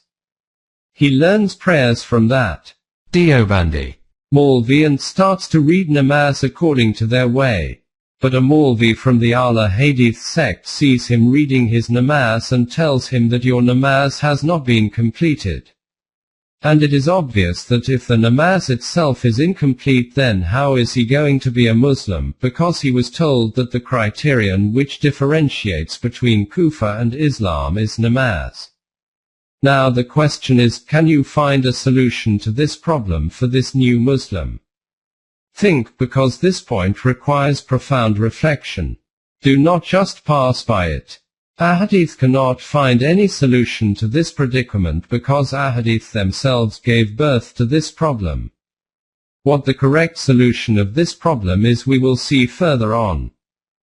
1.31 Discussion on Sunnah. Apart from Ahadith, there is another term called Sunnah which is more prevalent than Ahadith, and it is associated with extremely delicate emotions. Obeying the Sunnah of Rasulullah is exact deen, will be the words heard everywhere. But you will be surprised to know the definition of Sunnah, as not one of our scholars is in agreement regarding this. A few years ago the president of Hadeeth, Maulana Muhammad Ismail, published a magazine, The Ideology of Ahadith of Jamaat Islami. In this he bitterly criticized Maulana Maududi and his cohorts for their opinion about Ahadith. He declared that from the meanings these individuals derive from Sunnah, their ideology becomes similar to those who deny Ahadith. As a consequence, the list of deniers of Ahadith which he published in his magazine contained the names of Sir Syed Ahmad Khan, Maulana Shibli, Maulana Hamid Din Farahi, besides Maulana Maududi, Amin Ahsan Islahi, and also included even the sons of Nadva, though he wrote about them. Though they are not deniers of Ahadith, their way of thinking smacks of their contempt for Ahadith, and their way of speaking opens the concealed doors of denial. Maulana Ismail also writes that Sunnah and Ahadith are synonymous, i.e., Ahadith is also called Sunnah. According to this definition of his, the book and Sunnah would mean the Quran and Ahadith. According to Maulana Maududi, however, the meaning of Sunnah is different. In his book Rasail o Wasail, he writes, Sunnah is the method of practice which Allah had appointed His messenger to teach and to promulgate. Those methods are excluded from the personal life of the messenger which he as a human being or as an individual adopted in that particular period of human history. These two aspects intermingle sometimes in one action, and in such a situation differentiating between the two as to which part of this action is sunnah and which is habit, is not possible without someone understanding the spirit of deen very well. In matters related to social and cultural aspects, one thing that Rasulullah was assigned to spread are moral values. The other aspect is those forms of practice that Rasulullah adopted himself in his life according to these moral values. Some of these practical forms were in accordance with Rasulullah's personal preferences and temperament, while some were based on the social environment of the society in which he was born, and some were based on the circumstances of those times in which he found himself. Not one among these matters was however intended to become sunnah for all people or all individuals or all nations. In the same book on page 314 he writes, "There are certain things that are related to the temperament of the messenger himself, his tribal way of life and in accordance with the customs of that time. It was neither the aim to make them sunnah, nor was following them based on this argument that according to Hadeeth the messenger used to wear a particular type of dress. Nor do shara'i al-hayr come for this purpose that a particular person's personal likes, or some nation's social traits, or customs and traditions of some particular era are made sunnah forever for the entire world. If we keep this particular definition of sunnah in view, then we can easily understand that to call those things sunnah that are not sunnah according to the criteria of sharia is bid'at, transgression, which causes digression from the system of deen. In other words, according to Maulana Ismail, all that has come through authentic ahadith is all sunnah of Rasulullah, and denying it is kufr. But according to Maulana Maududi, from among authentic ahadith, those which the messenger adopted as a habit in his human capacity, are not within the confines of sunnah. If any individual declares these matters sunnah, then Maulana Maududi states about them, I maintain this belief that to declare these kind of things as sunnah and then to insist on their obedience is a severe type of transgression and a dangerous digression from deen, due to which extremely bad consequences have been happening in the past and there is a danger of this happening in the future also.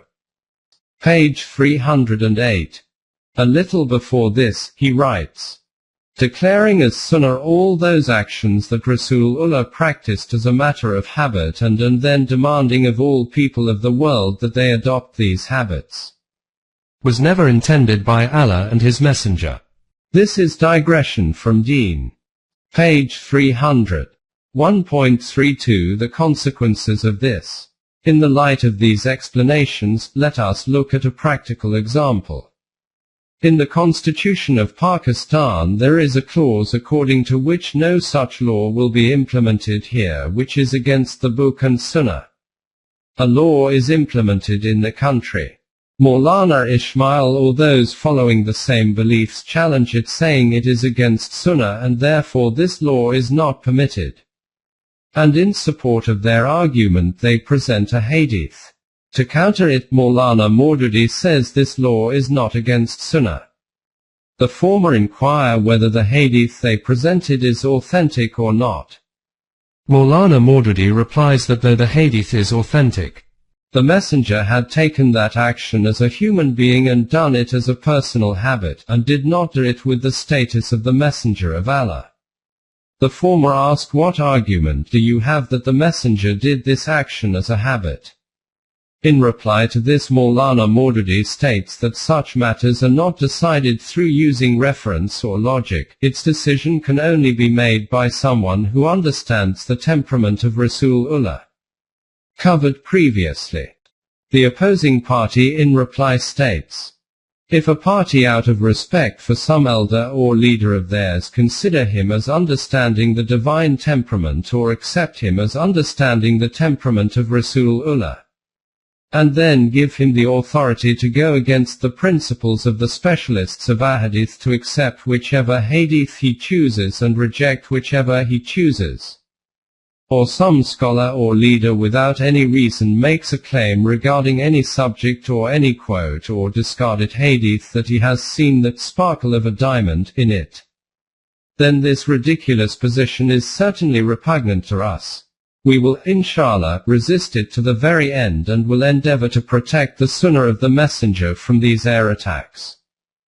In other words, Ahl Hadeeth compare that which Maulana Maududi gives the status of being Sunnah of the Messenger to air attacks on Sunnah, and declare it to be the duty to protect Sunnah from such attacks. Up until this point the matter was between Maulana Maududi and Maulana Ismail. In this regard Maulana Amin Islahi writes, Ahadith encompass all those sayings, acts, or speeches whose narrations are attributed to Rasulullah. But by Sunnah is meant only what has been proven and is a known method upon which the Messenger repeatedly acted and which is declared protected by him and which the Messenger generally practiced. Page 25. In this regard Maulana Ismail says, Maulana Islahi has shrunk the definition of Sunnah to such an extent that its relevance will relate to only a few actions that Rasulullah performed regularly, e.g., a few components of namaz. If it is declared 1,000 times that an individual does not consider this Sunnah a source of deen, then I do not recognize him as a Muslim. The question is, how far is the reach of this Sunnah? Its scope will not go beyond a few actions. The whole of Islam will have to be proven from some other place. In that case, what is the need for this justification? Page 26.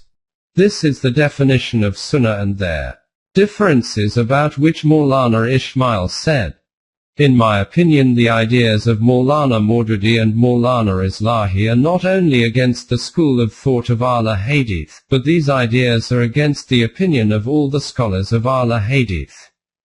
These ideas contain in them germs of I'tazal, following different path, and Tarjum. Page 110.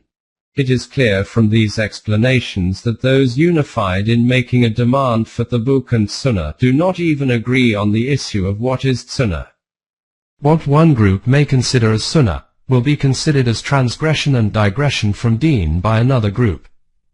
When religious scholars demanded that a clause be inserted in the Constitution of Pakistan that no law will be implemented in the country which is against the book and Sunnah, we said that according to this condition no such law can be framed which will be accepted as Islamic by all sects of Muslims. This is because on the question of the book every sect agrees. But Sunnah is different for every sect. On this there was a hue and cry that Tolu-e-Islam is a denier of Sunnah, blasphemous to the Messenger, is kafir, apostate, etc., etc. For almost 20 years these religious scholars accused Tolu-e-Islam of being kafir and murtad, apostate. But they could neither draft a framework of laws based on the book and Sunnah, nor was it drafted. Finally Maulana Maududi had to admit and announce, there is no possibility of interpreting the book and Sunnah in relation to public law on which Hanafis, Shias, and Ahl Hadeeth could agree unanimously. This makes it clear that as long as Islam continues to be divided into various sects, each sect will be obedient to its own Sunnah according to its own opinion or standard. But the moment you try to give it a unified shape for the whole Ummah, following Sunnah as per existing beliefs, would become impossible. 1.33 How to obey Rasulullah. From this, that aspect becomes apparent which is the focus of this whole discussion, i.e., that it is a command of Allah and a repeated command, that you obey Rasulullah. Whoever obeyed the Messenger obeyed Allah.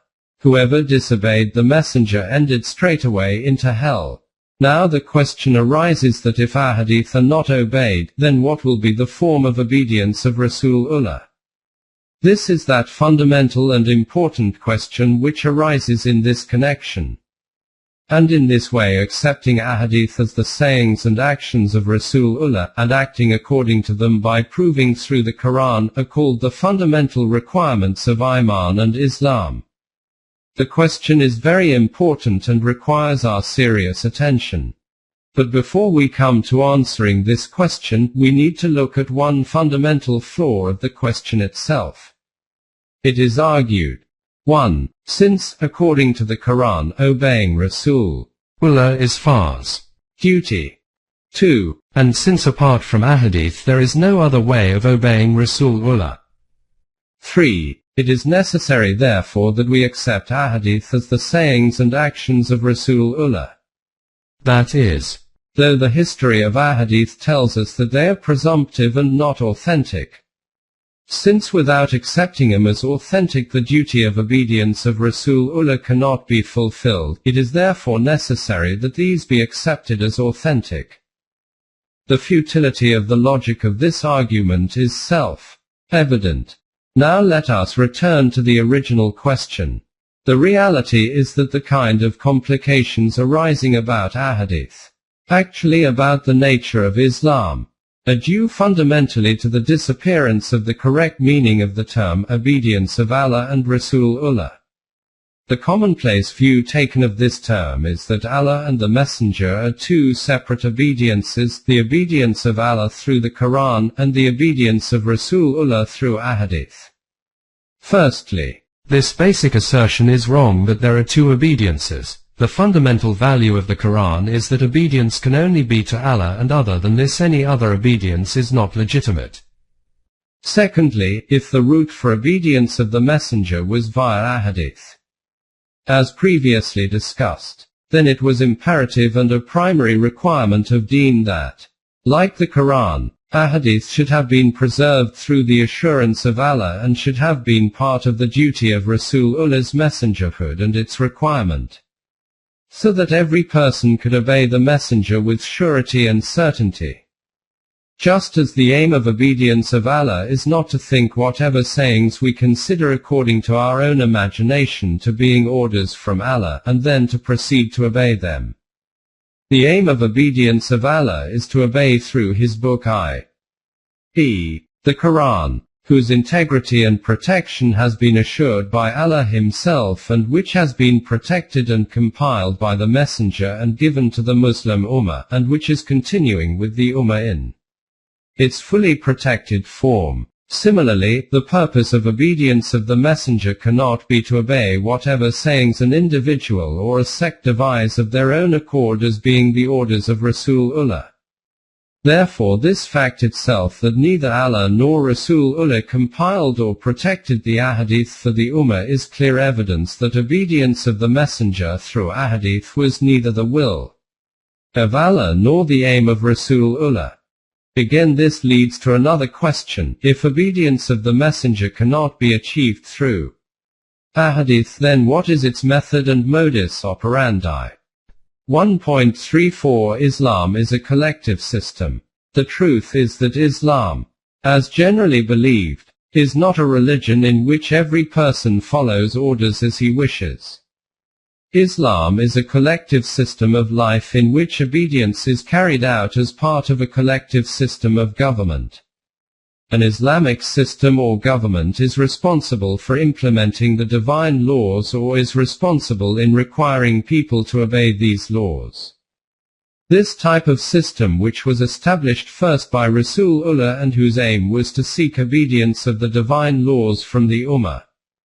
Therefore the Quranic term, obedience of Allah and the Messenger, meant obedience of the divine laws, not individually but through that system which was established by Rasulullah.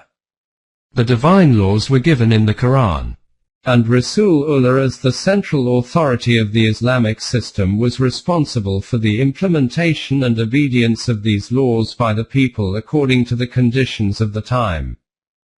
1.35 Clauses of the Principles. The second reality requiring attention is that there are some commandments given in the Quran, but for most matters only core values have been given.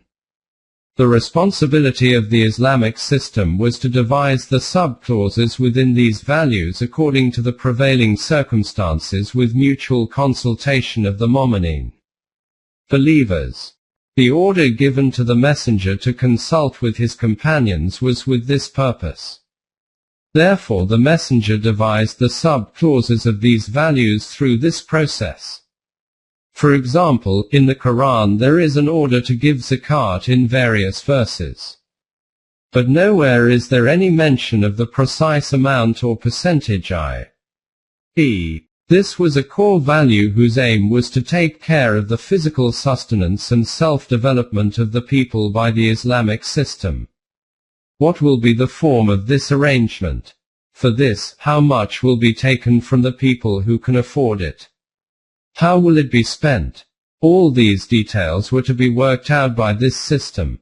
When the messenger organized this system, he may have established 2.5% to be sought from those who could afford it because according to the conditions of that time the requisite needs may have been fulfilled by this amount. It is clear from this that obedience of Allah and Rasulullah did not mean that by giving zakat the obedience of Allah was fulfilled and by giving 2.5% the obedience of Rasulullah was fulfilled. In the Islamic system of that time by giving 2.5% the obedience of Allah and Rasulullah used to be fulfilled. 1.36 This system progressed forward. The Islamic system was not confined to the person of the messenger which would have come to an end with his demise from this world. This had to progress forward and remain in force till the day of judgment. Therefore after the death of the messenger this system remained functional in the form of Khilafat-e-Rashida. Now, submission to Allah and Rasulullah meant following Allah's laws through that Islamic system whose center was Khalifatur-Rasul. At that time obedience of the Quranic orders was carried out in the same way that it was done during the lifetime of the messenger. Because these orders are immutable, no one has the right to make any changes in them. As for the sub-clauses which were devised in the light of the Quranic core values during the time of the messenger, those that did not require any modification were left unchanged. Those that required some amendment or revision due to changes in circumstances were definitely altered or modified. And where there was a need for a new clause, this used to be added. So much so, that the details of all those clauses which were devised during the time of Rasulullah and the subsequent changes made to them or the addition of new clauses are available in the history of that period. From this explanation this reality will also become clear as to why details of all the orders are not given in the Quran itself. And also why Rasulullah did not provide the details of these sub-clauses and decisions to the Ummah in a compiled and protected form. The orders of the Quran and its core values were to remain immutable for all times, therefore these were protected. In the light of these commandments, the clauses which were to be devised were subject to change according to the prevalent circumstances, therefore it was not needed. The companions of the messenger were also aware of this reality and therefore did not feel the requirement to write down Hadeeth and instead strictly prevented others from doing this. This is because if these were compiled and protected, then there was a possibility that these would have been considered immutable like the Quran. As long as the Islamic system remained established, this remained in force and obedience to Allah and Rasulullah continued without Hadeeth. After this, unfortunately, this system did not continue and caliphate, turned into Mulukiyat, dictatorship. And deen did not remain in its true form. It turned into the duality of religion and politics, and sultans took the reign of political power into their hands and so-called religious matters. Beliefs, worships, marriages, divorces and personal laws were put into the hands of so-called scholars. Now even the concept of obedience to Allah and Rasulullah no longer remained. Because when the responsibility of the government was not to implement the divine laws and values as per the Quran, then obedience of such a government was not the same as the obedience to Allah and Rasulullah.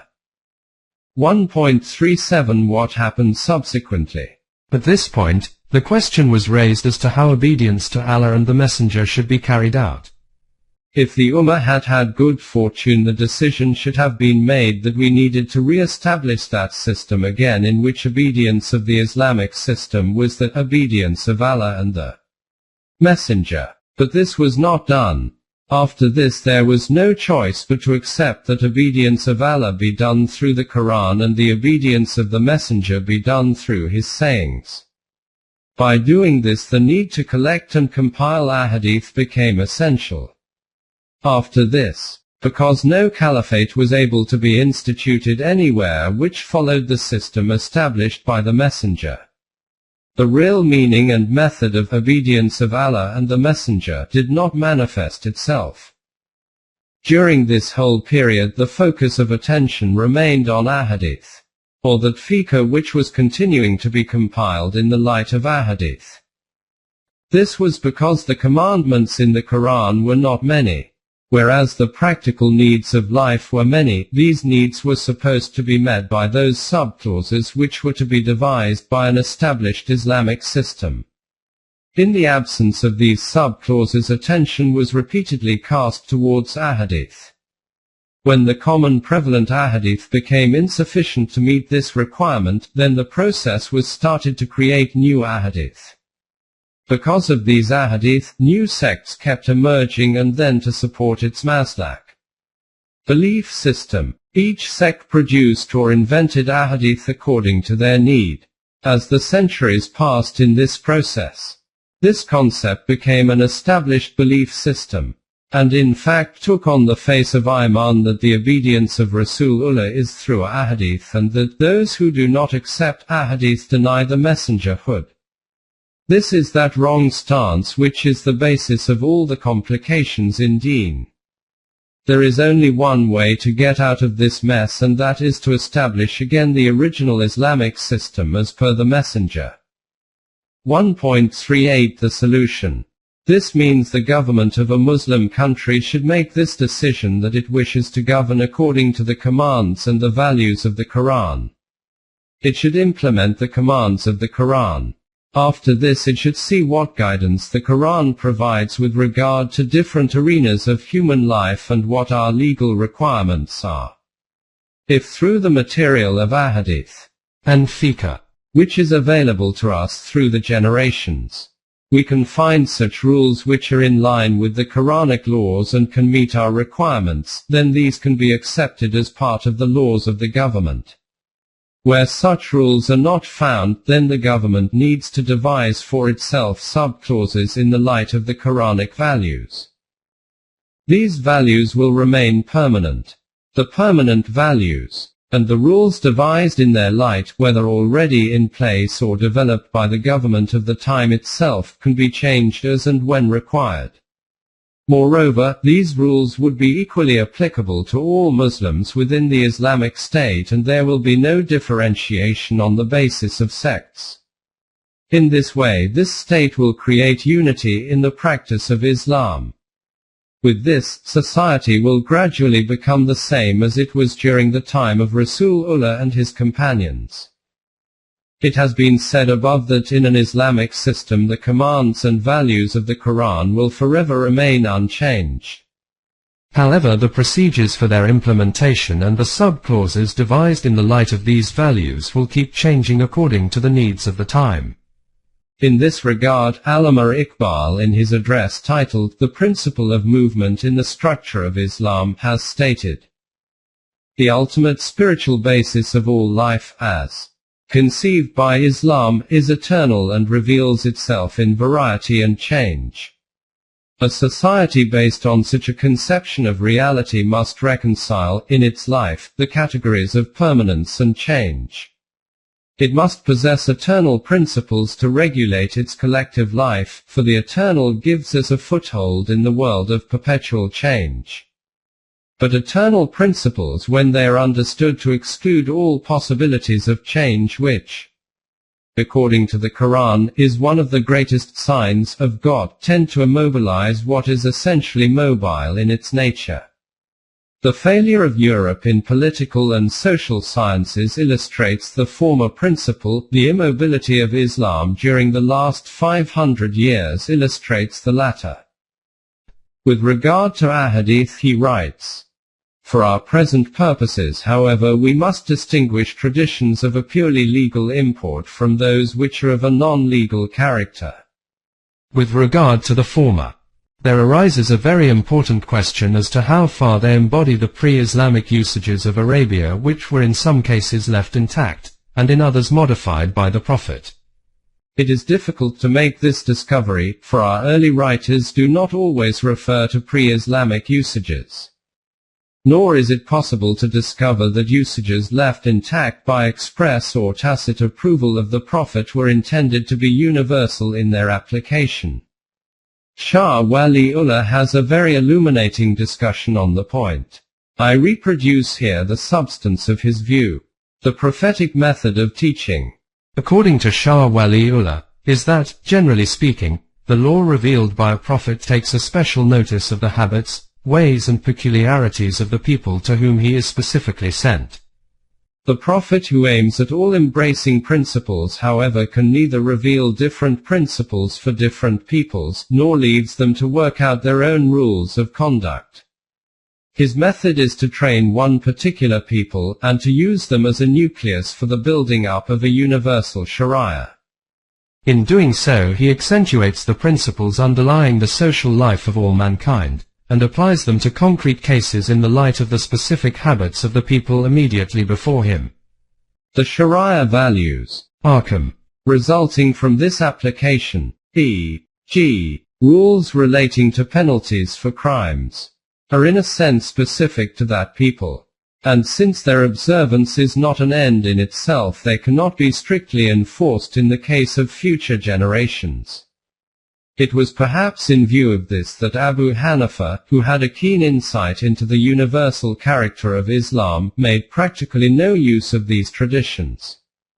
The fact that he introduced the principle of istihsan, i.e., juristic preference, which necessitates a careful study of actual conditions in legal thinking, throws further light on the motives which determined his attitude towards this source of Mohammedan law.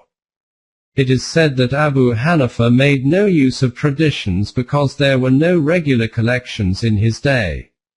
In the first place, it is not true to say that there were no collections in his day, as the collections of Abd al-Malik and Zuri were made not less than 30 years before the death of Abu Hanifa. But even if we suppose that these collections never reached him, or that they did not contain traditions of a legal import, Abu Hanifa, like Malik and Ahmad ibn Hanbal after him, could have easily made his own collection if he had deemed such a thing necessary.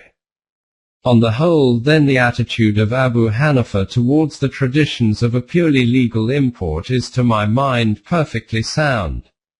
And if modern liberalism considers it safer not to make any indiscriminate use of them as a source of law, it will be only following one of the greatest exponents of Mohammedan law in Sunni Islam.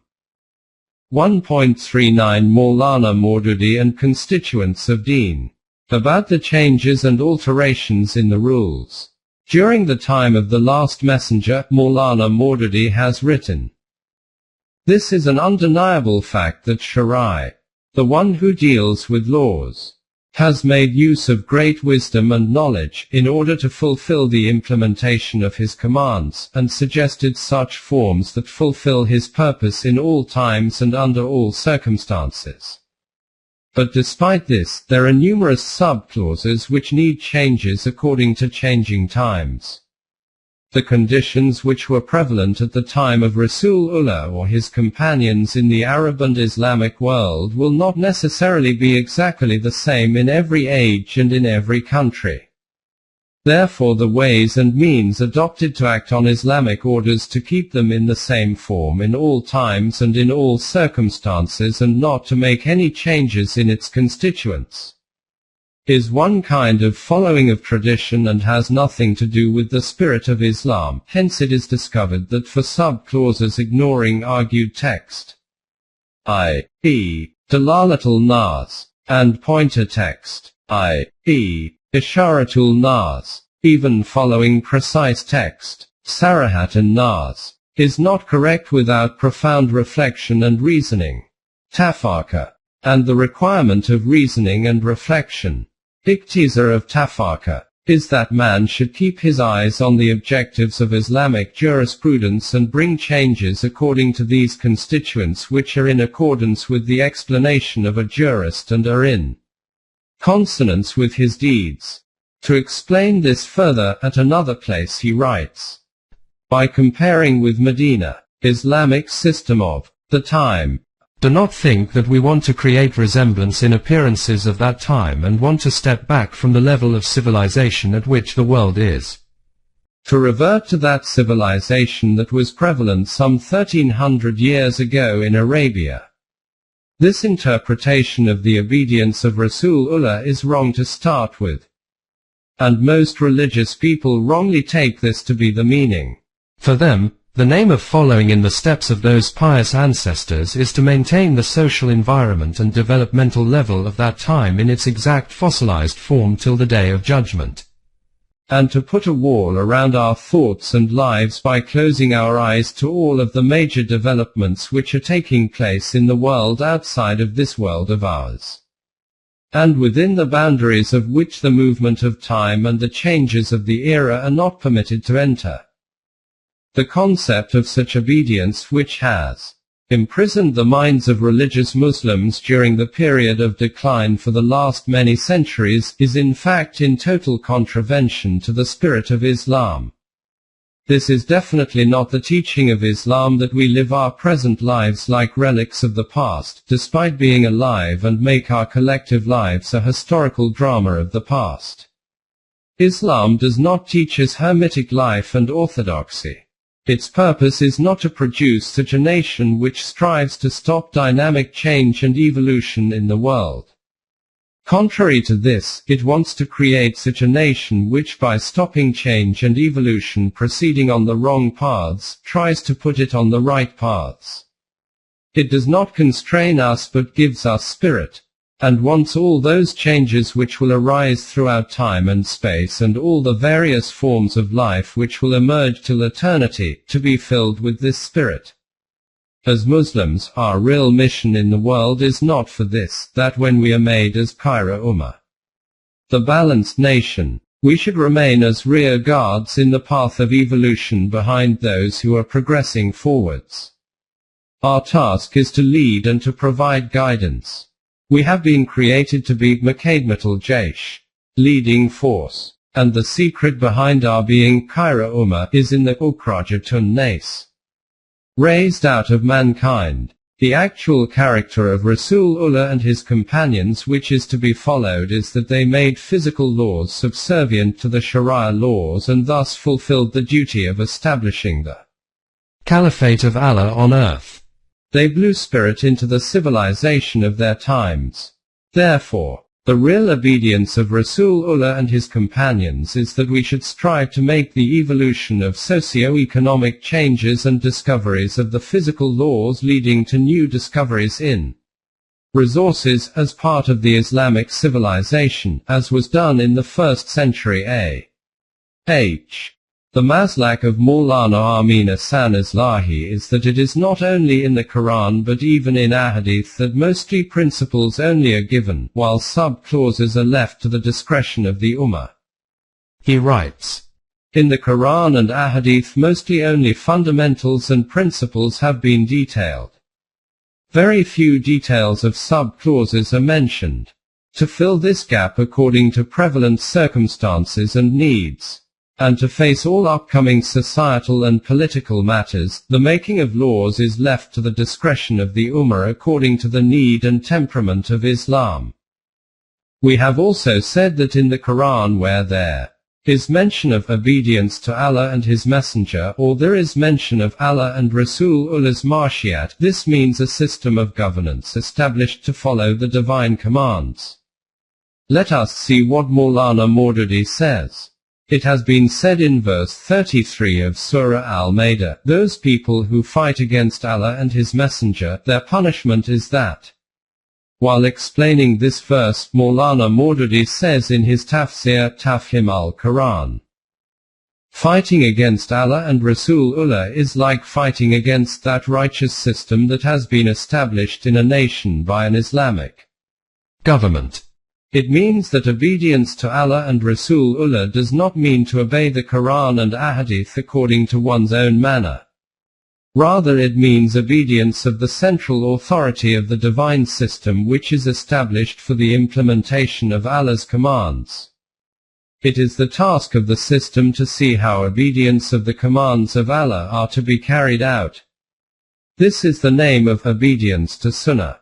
And the one who rebels against this is not only declared murtad, apostate, ideologically, but practically is considered to have committed the crime of mutiny against the divine system.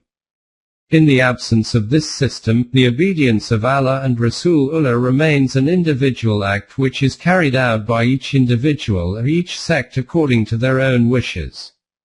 After the establishment of this system, obedience of Allah and Rasulullah is carried out in accordance with the decisions of the system. And this is the very aim of Deen, and it is from this that unity is created among the Ummah. 1.40 Biography of the Messenger. Surat-e-Tayyaba. There is one section in the collection of Ahadith that relates to such narratives which deal with the states of the personal character of Rasulullah. The righteous character and conduct of the last messenger defined the pinnacle of human integrity and righteousness. Unfortunately, there are some narratives contained within Ahadith which are such that they cast dark blots on his character. What needs to be done for this is that the biography of Rasulullah should be rewritten in the light of the Quran. And only those portions to be quoted from the books of narratives which are in accordance with the Quran, and those narratives which are against the Quran or those which cause aspersion on the character of Rasulullah or his companions be rejected. This is the true position of Ahadith.